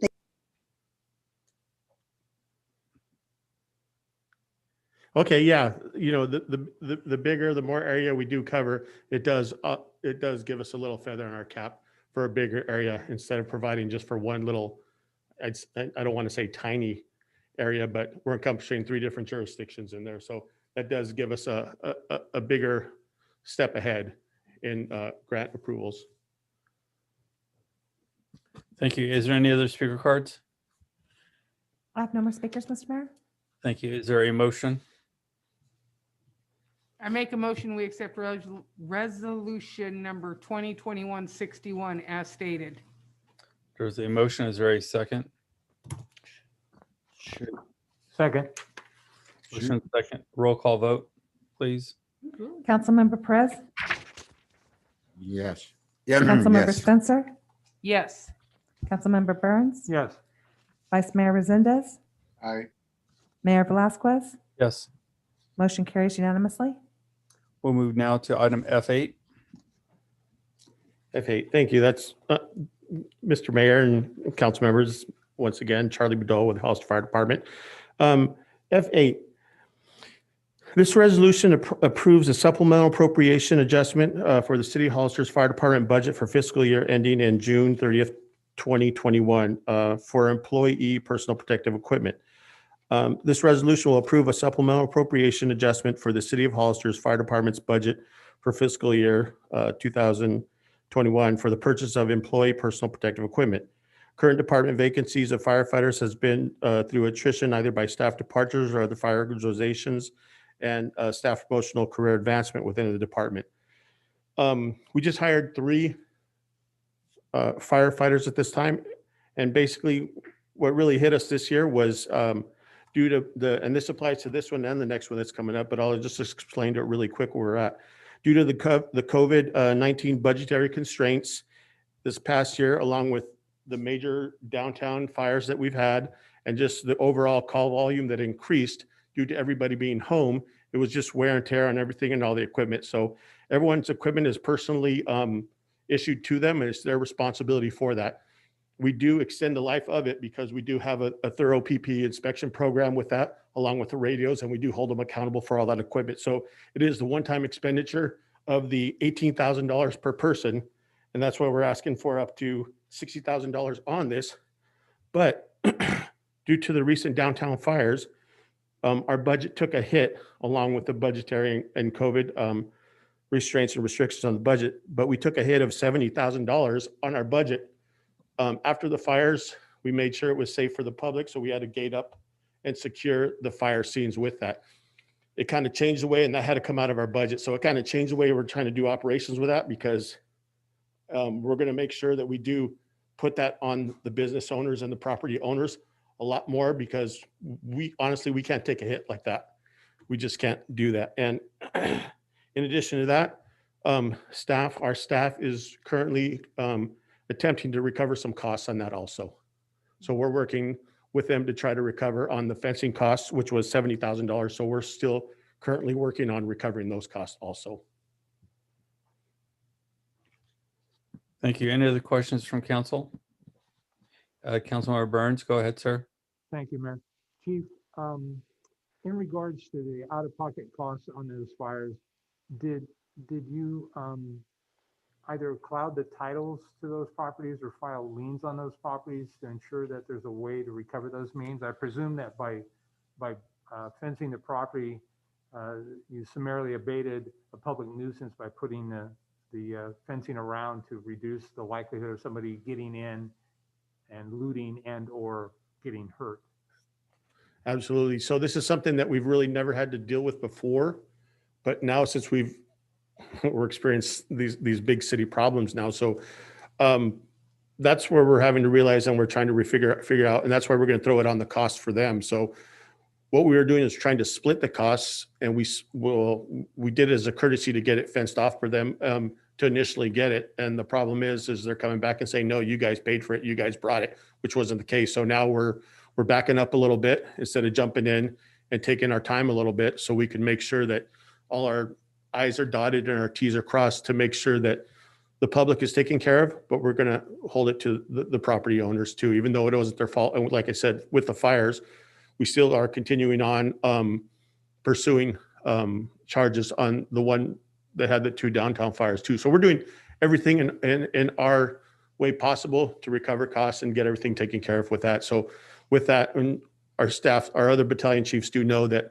hey, we're going to put this on the property owners. So we're not taking that hit, because we can't take that hit anymore like that. It was too much. Sure, of course, and there's certainly legal ways to recover that money, I believe. And so I would encourage you to work with our city attorney. Absolutely. And bring forward any policies or code ordinance amendments or text amendments that would assist in doing that. It's a tragedy, but it shouldn't be at the taxpayer's expense. Absolutely. And I think we can work with code enforcement, because they have a good way of pursuing like I said, a neighborhood nuisance or something to get that secure, and we'll put that on them. So work closer with code enforcement also. Thank you, Chief.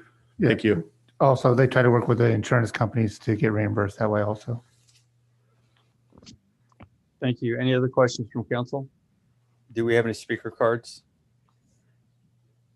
Yes, Mr. Mayor. Elias Salinas. Thank you.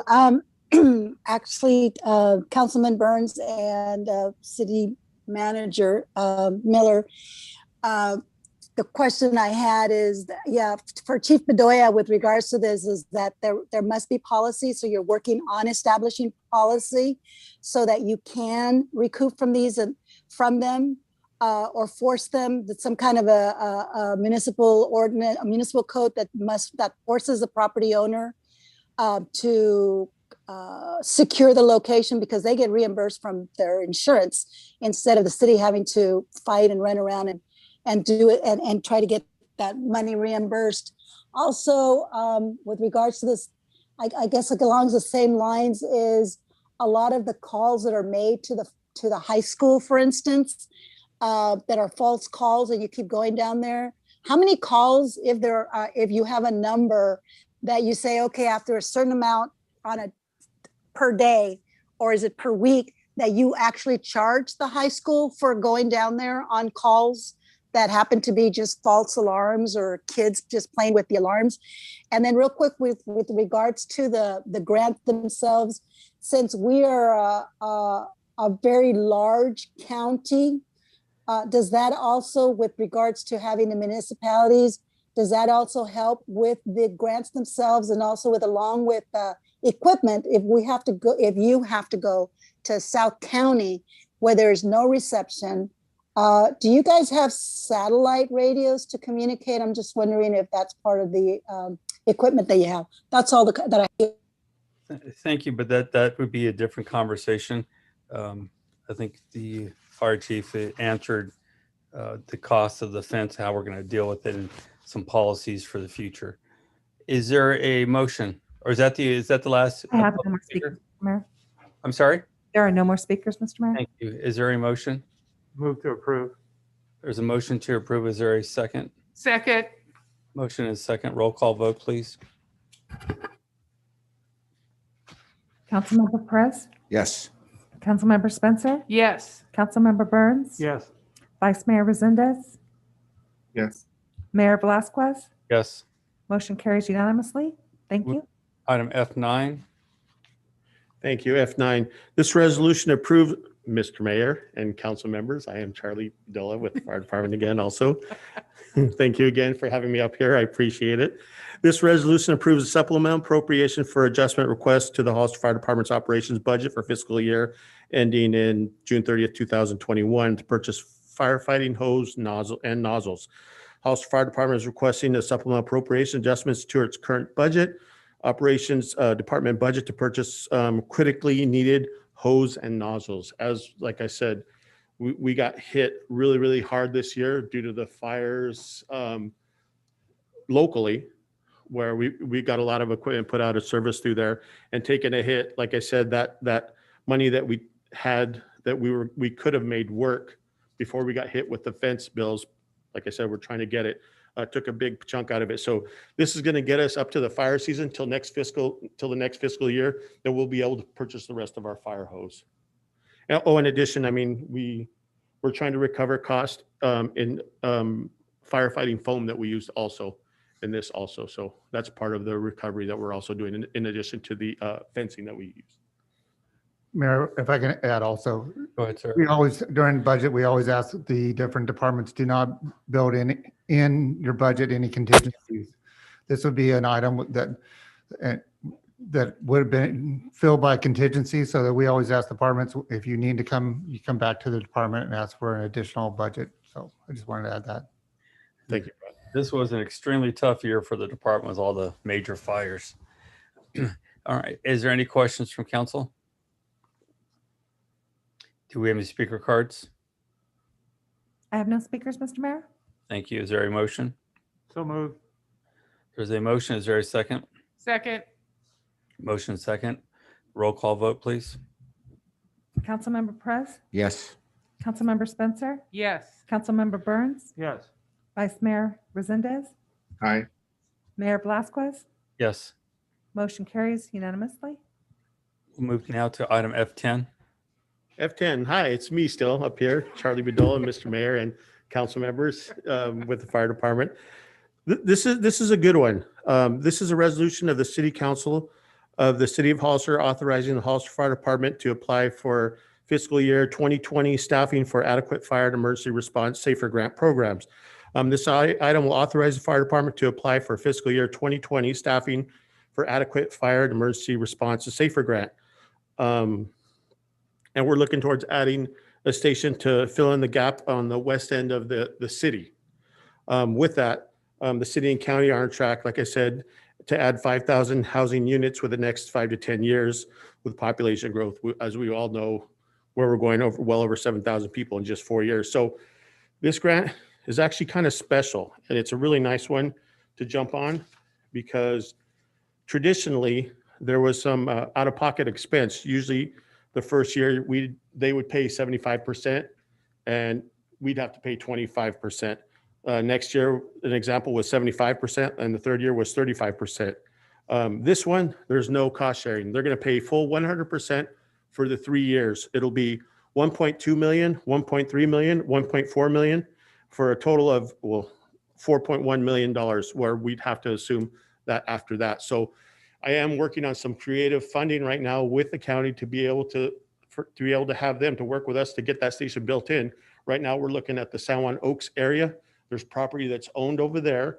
There was a limited time that we were able to use the property, but now there's unlimited time. So they're proposing 1,019 units to go in there for active adult community with 69 regular units with a hotel up to 700 rooms and a commercial center of approximately about 60,000 square feet.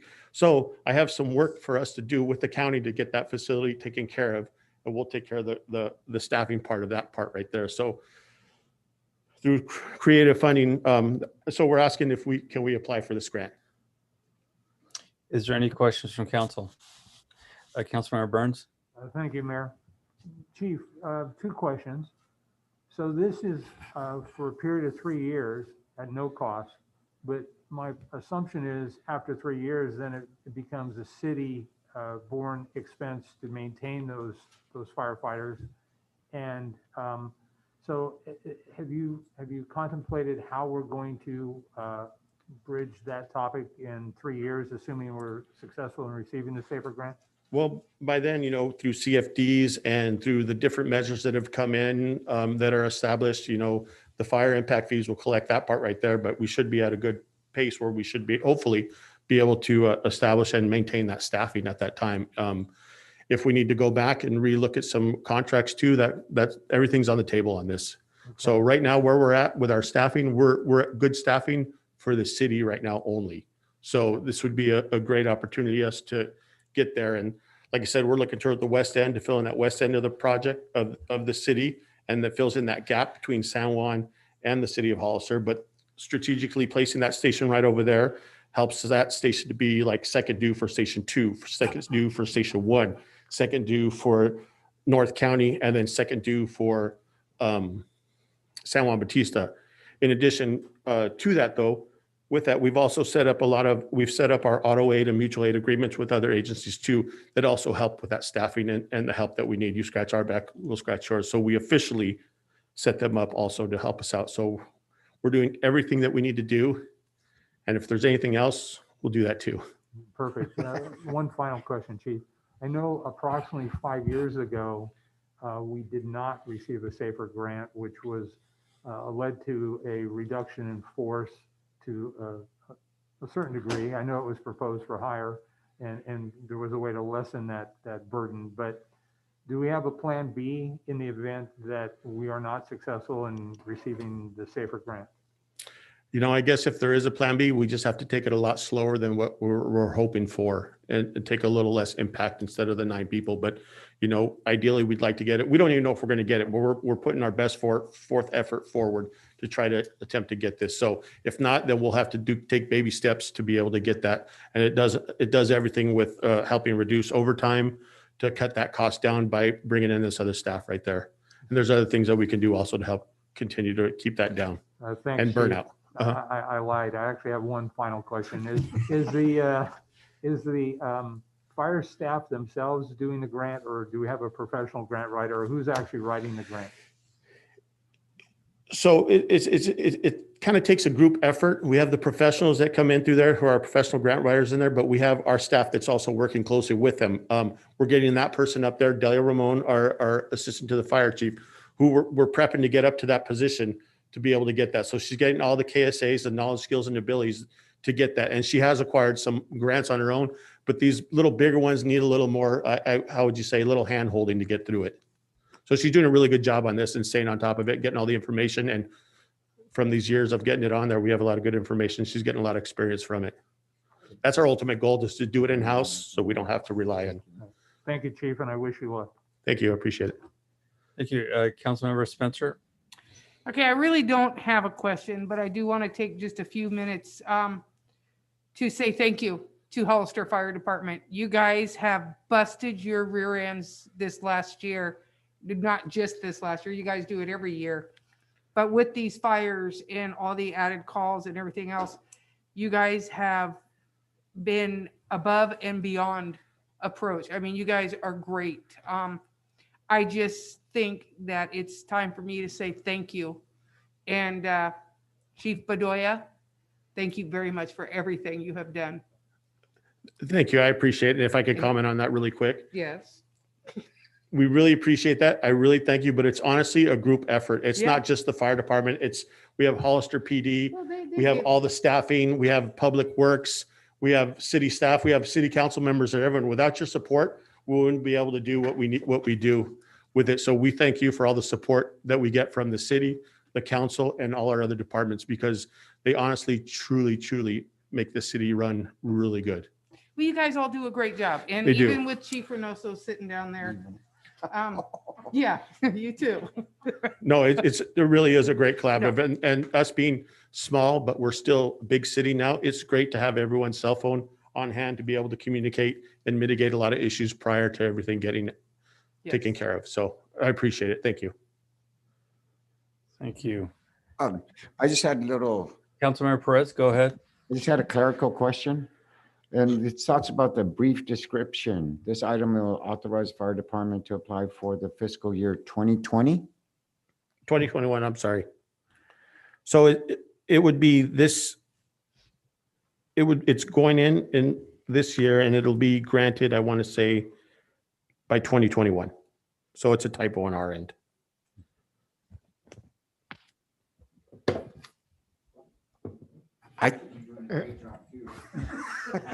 Well, now it's I blew that. Thanks. He just had to point that out, didn't he? I'm not perfect. Well, yeah, that way we can, because we should amend that when you Okay, probably what it is that this is a federal grant. It could be, in looking at the grant opportunity number, it's DHS-20, which it was issued in 2020.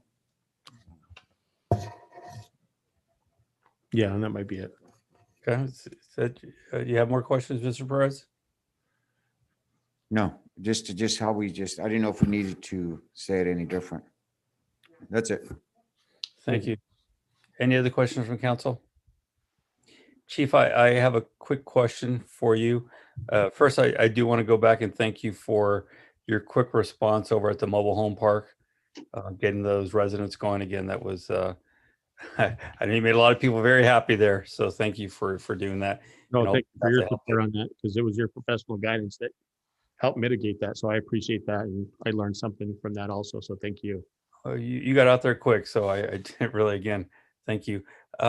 The Safer Grant, and it's good to hear the 3-year point. Mr. Burns asked a good question about the grant afterwards, where it's full load for us. What's the contract afterwards? How many years? After that, I mean, well, What's the requirement for us afterwards?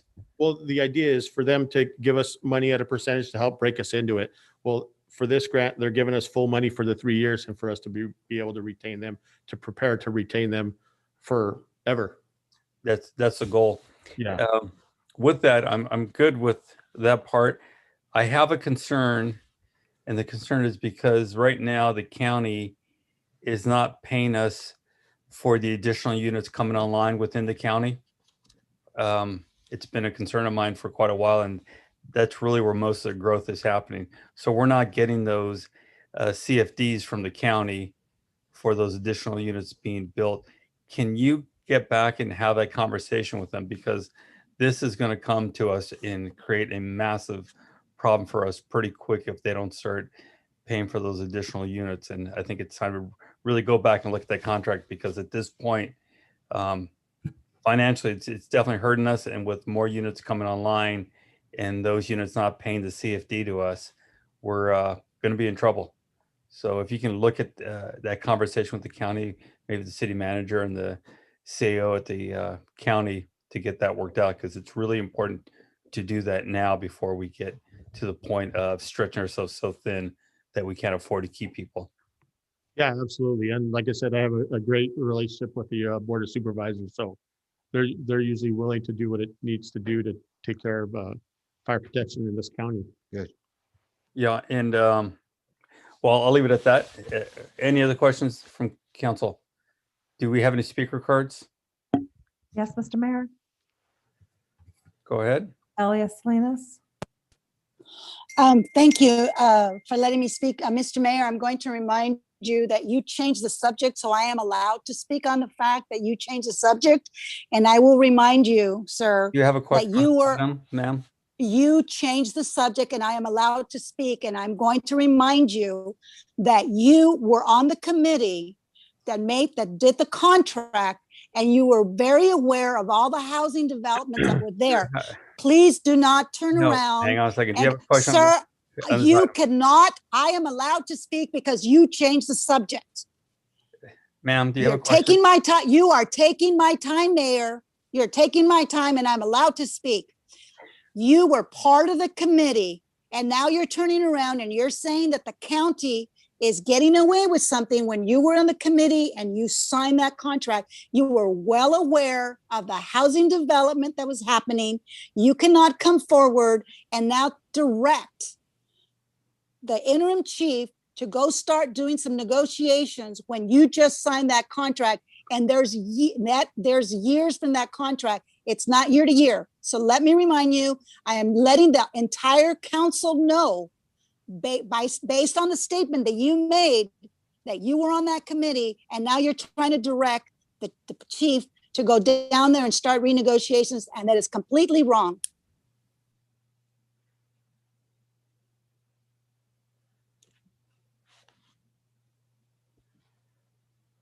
Did we lose her? Thank you. I have no more speakers. Just to clarify, so again, some more misinformation. I voted no on that contract for that specific reason, And I made it clear that that was going to come back to hurt us financially if the city did not pay us those CFDs, because at the rate they are growing, it's going to cost us without the additional revenue. So I voted no on that, for that, especially for that reason. So thank you very much. All right, with that, is there a motion from council? So moved. There's a motion. Is there a second? Second. Motion second, roll call vote, please.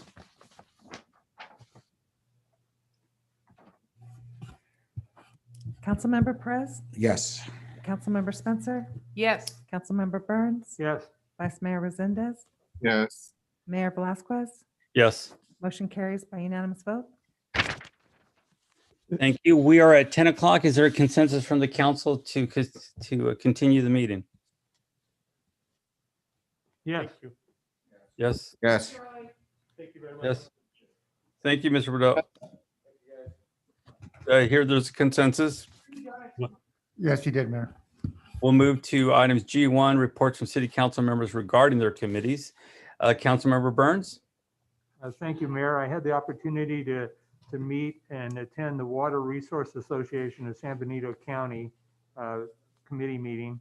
And I just want to remind everybody that the month of May is Water Awareness Month.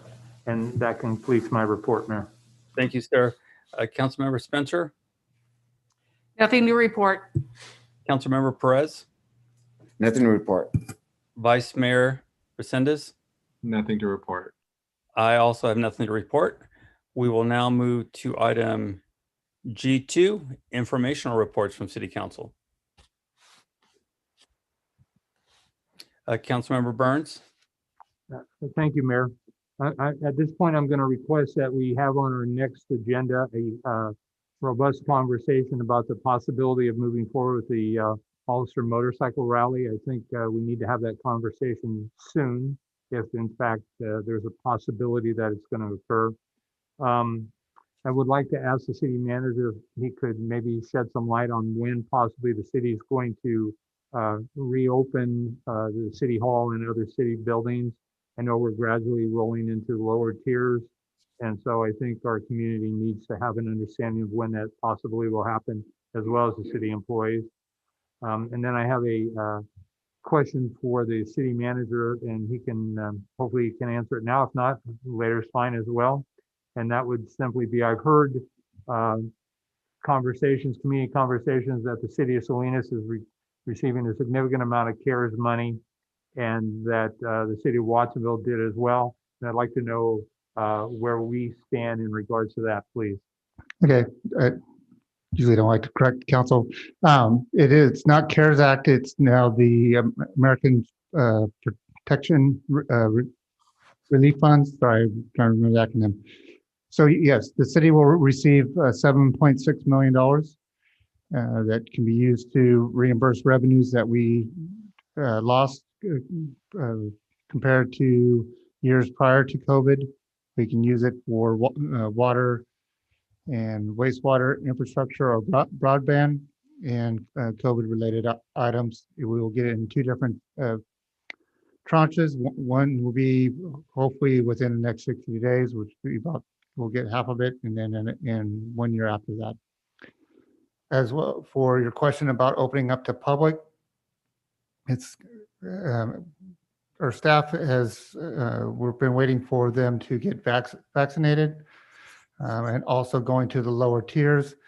What I try to tell everybody, if you, not trying to pick on Safeway, but let's say a grocery store like Safeway gets infected and has to shut down, citizens can go to another grocery store like Nob Hill or Lucky's. If a department gets shut down here, you don't have, citizens can't go to Gilroy or to Watsonville and say, can I pay your water bill, or the police department to come respond, or the water department. So we have to time it just right, where we have some backup and, like I say, staff being vaccinated to mitigate some of the issues that may happen. Thank you, City Manager Miller. I welcome your corrections. Can you remind me one more time what the name of the actual program is that's going to return 7.6 million to us? Give me a second and I'll look it up. Thanks. I want to say it correctly. All right, thanks. I appreciate it. Email would be fine. Thank you, sir. Not a problem. Is that it, sir? Yes, Mayor, thank you. Thank you. Councilmember Spencer? Nothing to say. Councilmember Perez? I'd like to have an item agendized for the next meeting, and that would be appropriation of part of that 7.6 million, and I'm looking at 6.5 million to be appropriated to alleys. And if we can bring that to the council on the next meeting, that'd be great. Okay. Because you did talk about infrastructure, correct? It could be water or wastewater or broadband infrastructure. It actually says that you cannot use it for other infrastructure. As you probably have heard in the news right now, the main reason is because they are working on an infrastructure program, hopefully. Awesome. So would some of that be like used for upgrading our technical for Paul? It's usually to bring in broadband for undeserving areas. There's still information coming out on a regular basis, so staff will be working on a plan on it as part of the budget when it comes up and how to use some of those funds. Awesome. The other thing, okay, so then I'd still like to get the alleys and streets agendized for the, if we're not going to do, put any money towards this alley and street fund, which we are only actually working on streets, not any alleys. I'd like to propose that we do 20% of that street and alley fund go towards alleys until all alleys are done. And I also, you guys you stole my thunder. I was going to thank the fire department and the police department but actually it's really neat because you talked on one subject about that. The mayor talked about a different subject, and I was going to bring up another one, and that was the combined effort of our city first responders helping a young lady off the railroad tracks. I think that's really great. You guys all work together to save someone's life. And that shows a lot about our city, how everyone's working together. And I think that's it. Thank you, sir. Vice Mayor Resendez? Thank you, Mr. Mayor. Just a reminder to the public that COVID vaccine's available. It'll be available to everybody 16 and up, I think on the 15th of April. Get vaccinated, wear your mask, social distance. Some of our kids are going to be going back to school soon. We just had another holiday that I'm anticipating we possibly will see a spike. So please remember, we're not out of this, but stay safe, stay vaccinated, stay masked, and keep your distance. That's all. Thank you. Thank you, sir. I wanted to let everyone know the promoter for the motorcycle rally will be in town tomorrow, looking around at some of the changes and then making a decision on whether they will be moving forward or want to move forward with the rally. So that will be tomorrow. They will be in town. I wanted to also ask the city manager if we can, again, put on the agenda the entertainment zone for downtown, something we talked about before. We're starting to see the downtown parklets really thrive, and it's a great thing to be seen in our downtown. So many people coming out to experience it, but we really need to get that entertainment zone taken care of because obviously more people coming out, there's going to be more noise, which that's what happens when more people get together. So I want to make sure we have that in place and ready. I want to thank both chiefs, Chief Reynoso and Chief Adola, for looking into something I think all of us have been asking for and the community's been asking for, and they brought forward some ideas about speed cushions. Chief Reynoso actually snapped some pictures of different ideas, and I think they both are receptive to maybe placing them on a few streets to test them out. They are set up so that the fire trucks can roll over them. They're narrow enough for the trucks to go by. I would hope that we can get a presentation from the chiefs at the next meeting to talk about them, and maybe we can do some tests on different streets throughout the city to see how they work and how the residents are recepting, or how they view them, if they are helping or if they're not helping. So I want to thank both of them for really working hard to try to come up with some solutions. It is tough. We have a lot of people that just don't seem to care about the traffic rules. This weekend, I was out teaching my son to drive, and I literally had 3 cars race around us, even though we were going the speed limit, which just shocked my son. He didn't know what was going on, but they just literally swerve around us. 2 of those cars were mothers with kids. And I just can't believe that we are that impatient in this community that we have to put lives at risk to get somewhere 30 seconds faster. So, it's a shame. But I do want to say also that I did see the sheriff and our HPD out there issuing tickets. So again, I know they're working hard as they can to solve these problems. One other note, something pretty interesting came to me today. Turns out Hollister is the 30th safest city in the state of California. Morgan Hill is, I believe, 32. There was an unfortunate incident that did happen in the county today, but overall, I wanted to thank our community members, the sheriff's department, of course, our own police department, and everyone here, the city that's been working so hard to really bring a community together, keep that crime number low, and let's keep driving that lower and lower each year. So thank you. Big thanks, Chief Reynoso, for all your hard work of all the officers and everyone else.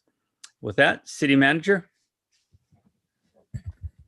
Yes, thank you. So it is the American Rescue Plan, ARP. So, and then also, you haven't approved it yet, but we had many a meeting, and past practices, we've always asked for a consensus to put items on the future agenda. So I would ask that, can we get a consensus to bring on the meeting of the rally? Okay. And a consensus on the bringing 20% to be spent on alleys? I think we should wait to get I would say we need to wait to get that report back from the study that's being done, so we have a better understanding of it. Of course, we all want the alleys fixed, but I think we need to get that report before we can start really understanding the numbers. Or what I would say is we should start talking about the bigger number that we need to be talking about, and that's the $15 to $20 million we're going to need to find to really do the work that we need to be doing in our city, so we can make all the. I brought that up to be agendized, and we were going to take a vote on that. So that's what I would say on that. Let's get the reports is my point. Not that I'm against anything. I'm just saying let's get that report back first so we can have that discussion, see where we're at. I would rather start putting money away for it. I don't. I don't know. Again, you asked for consensus to have it. I'm just going to say I would rather wait for the reports to come in so we know what we're talking about. It's hard to understand how much we're going to spend for alleys if we don't even know what we need to spend together. We need the information. It's kind of hard to make a decision without information. That's all I'm saying. I totally agree. And right now, I think we had we have less than 400,000. So we got like maybe half of an alley total. Do we still even have that there, or did you take that and put it to the streets? Because either way, whenever it comes time to, it's like putting money away for. So that's what I'm trying to get towards. So yeah, I agree. I'm supposed to, if I want to get something agendized, I'm supposed to do it from the dais at this time, and that's what I'm doing. I hear you, sir. I'm just saying we should wait for the reports. That's all. If there is a consensus amongst all of you, that's one thing. I'm just saying we should get the report so we understand what we're going to do with the roads. Without that, we're really, are we spending $500,000 this year? We're going to spend $1 million this year. We're going to spend $10 million this year. It's, until we have information, we're getting ahead of ourselves is all I'm saying. So I would like to get that information if that's all right with you, so we can do this correctly. That's going to be a big project. We're all going to have to we're going to do. And it's going to, the community deserves it. I'm not disagreeing with you whatsoever. We just need the information so we can make informed decisions. That's all. So I would ask you if we can wait until we get that report. I'm fine with going ahead and putting the money in the budget for now, because there's alleys have been passed up way too many times, and it's about time that we address these situations. It's always been put off to later, and it's later, and it's not going to get no cheaper next year unless someone knows something that I don't, or maybe the next year after that it's going to get cheaper. Great. That's why I brought it to be agendized, and can you for you to make a consensus? Right. Can you provide a specific number then of what you're looking for? 20% of what? Of the annual street and alley fund to be put towards alleys until the alleys are all complete. Okay, so 20% of Mr. City Manager, I think 20% of the, what is it, $900,000 now for the gas tax that we have, that we collect? Correct. Okay. Is that what you're asking then, Mr. Perez? 20% of that? 20% of the total, whatever the total that goes towards streets and alleys, 20% of that total. I don't know the specifics of that, and I'm not gonna let you tie me into just 900,000 or just $20 or just 150. Whatever that total is, I want 20% of, I would like 20% of that to go towards alleys and alleys alone. And Mr. Mayor and Council, I apologize for interrupting. I'm getting a little uncomfortable that we might be crossing a line, at least very quickly will be, between considering placing something on the agenda versus actually discussing it when it's not an agendized item. Yeah. Right. Yeah, it looks like I had consensus for alleys. Okay, and consensus to bring an entertainment zone? Yes. Okay. And to bring also the discussion of the speed cushion / humps. Yes. Okay. Thank you. We'll break them on the next one, but we always kind of ask that, seeing how the agenda is due in 3.5 days, and we already got one bigger one, it will probably be in 2 meetings. Thank you. Let's see here. City Manager, did you already go? Yeah, that was it. Nothing else to report. Sorry. Thank you. City Attorney? No report. Thank you, Mr. Mayor. Chief? Yes, thank you, Mr. Mayor. Everybody's stealing everybody's thunder, Councilman Perez. I was going to bring up the fact of that lady that went up the railroad tracks, and I wanted to thank Charlie, Chief Bedoya, the fire department, not only him, but Henry Gonzalez. Everybody worked together on that. They brought in a vehicle from the city yard to see if that would help. Everybody was trying to figure out how to get this person down safely.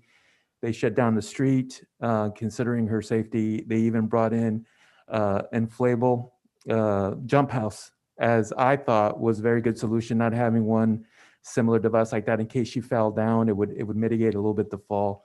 They placed a fire engine underneath her just in case she did fall off, that the fall wouldn't be as much. Everybody was working together, and it was safely resolved. So I want to thank them publicly. And then jumping to what happened yesterday, we did have a call of a man involved in a fight over by Primavera and Maple. Our officers showed up and encountered a man with a large machete. He's well known to the police department. He's had other issues in the past. And he made statements in regards to being shot, suicide by cop. Our officers responded. They negotiated with them for over 10 minutes. I want to thank our sheriff's department, who also showed up to help and assist.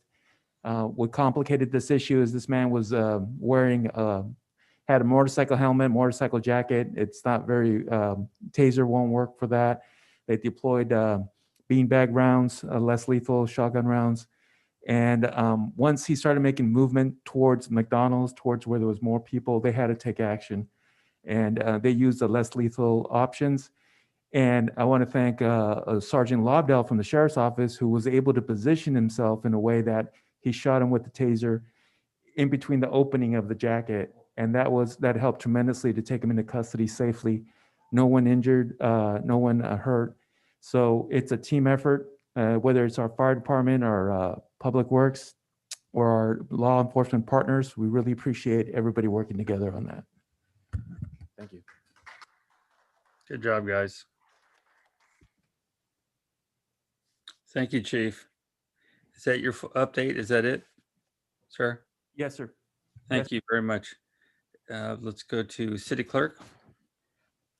Thank you. I wanted to let everyone know that Nova and I, over the next 3 weeks, will be attending virtually our City Clerks Association of California, as many classes as we possibly can attend. They're going to be scattered throughout the week. Some of them are going to include records managers and administrators, guidelines for public noticing, California Association of Public Information Officials, research, how to understand and prevent, oh, never mind that one. ADA coordinator role and certifications, effective business writing, redistricting 2021, Municipal Management Association of California and International City County Management Association. We'll be discussing boards and commissions, legal research, and navigating the city attorney/city clerk relationship. I don't think we need it, Jason, but I'm going to take it anyway. From dangerous discourse to extraordinary engagement, changing the conversation on inclusion. So I'm not sure if we're going to be able to attend all of them, but we're going to attend as many as we possibly can. So I just wanted you to know that. Thank you very much. We will now move to item G3.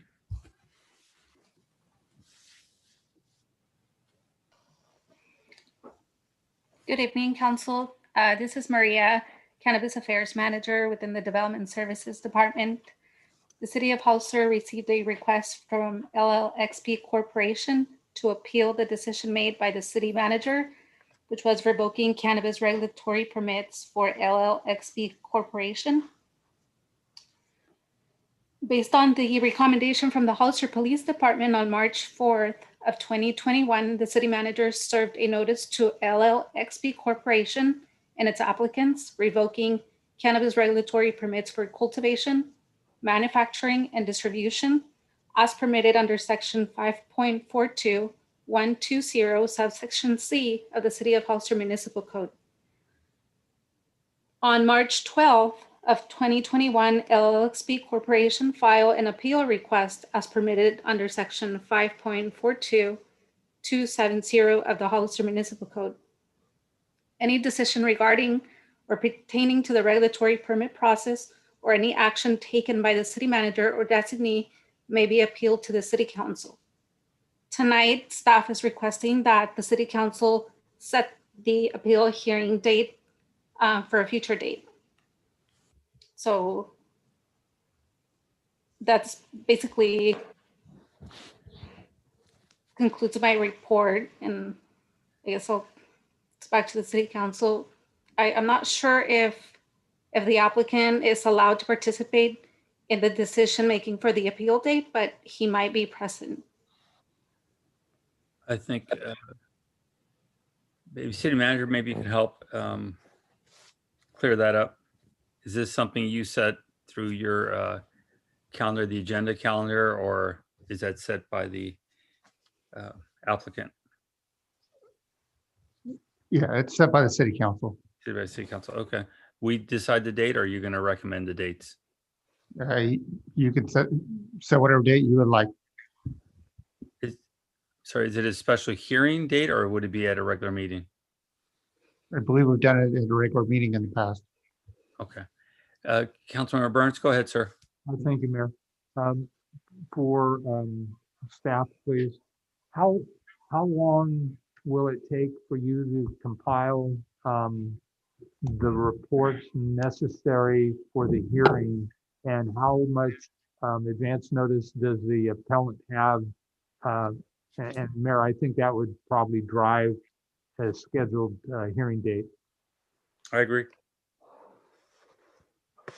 I guess that question's for me, right? Yes, please, Ms. Mendez. Thank you. I don't believe there is a time frame as to when we need to bring it back. That is completely up to the City Council. The reports are basically done, and the information regarding the appeal and the revocation will be given by the police department. So I'm also not sure if Officer Wells is available tonight, but perhaps he can comment on that. I'm not sure how long it would take him to compile any additional information he might have. I don't know. Ms. Mendez, would the first meeting of May work for you? Would that give you enough time? I think so, yeah. Okay. Does that work with the council? Yes. Yes, I think, is there a consensus on that then? Yes. The first meeting of May? Okay. Does that work for everyone? Yes? Yeah. Okay, so first meeting of May. Thank you. Thank you, Ms. Mendez. We'll now move to item G4.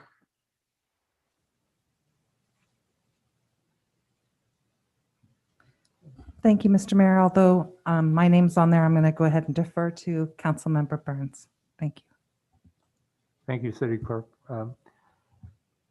This was a request to put an item on the agenda to revisit proclamations and resolutions. It's my understanding that as a result of COVID, those were stayed or discontinued as a need for safety, and I absolutely understand that. But I also believe with current technology that we're functioning with and have, at least since I've been on the council, that there'd be no reason why we could not recognize significant contributions by staff and citizens that serve our city and our community and serve it well. And I would like to request that council consider maybe doing virtual proclamations or resolutions.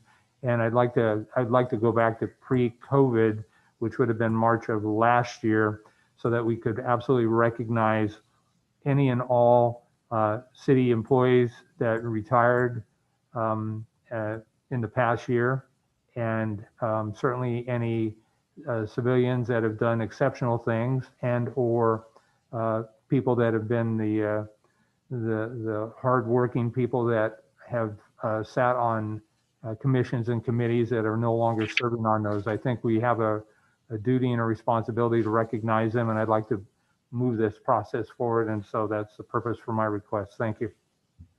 Thank you. And I think I agree. I think with the we've all become semi-pros at Zoom now, including the public. I think most people are using it for work, and they're very familiar with life on Zoom. So I think you're correct. We can start bringing this back if that is the consensus of the council. Mr. Mayor. Yes. Go ahead, Mr. Resendez. Thank you. Quick question. I'm just wondering how practical is that for us to go back a year? And if that's the case, and if that's what the council wishes to do, then maybe, and if that is what the staff think we can do, then maybe we can just do like a special meeting so we can recognize everybody at the same day and then kind of sort of pick up where we left off.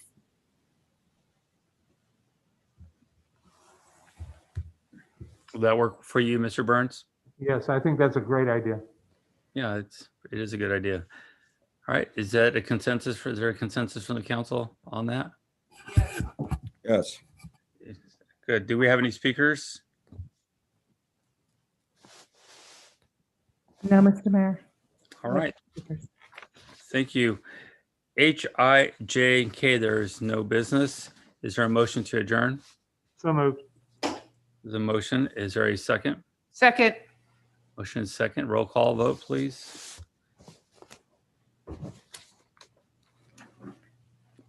Councilmember Perez, Aye. Councilmember Spencer, Aye. Councilmember Burns, Yes. Vice Mayor Resendez, Aye. Mayor Velazquez. Yes. Motion passes unanimously. Thank you. Good night to everyone, and thank you for staying involved. Stay safe. Good night, everybody. Thank you. Bye-bye.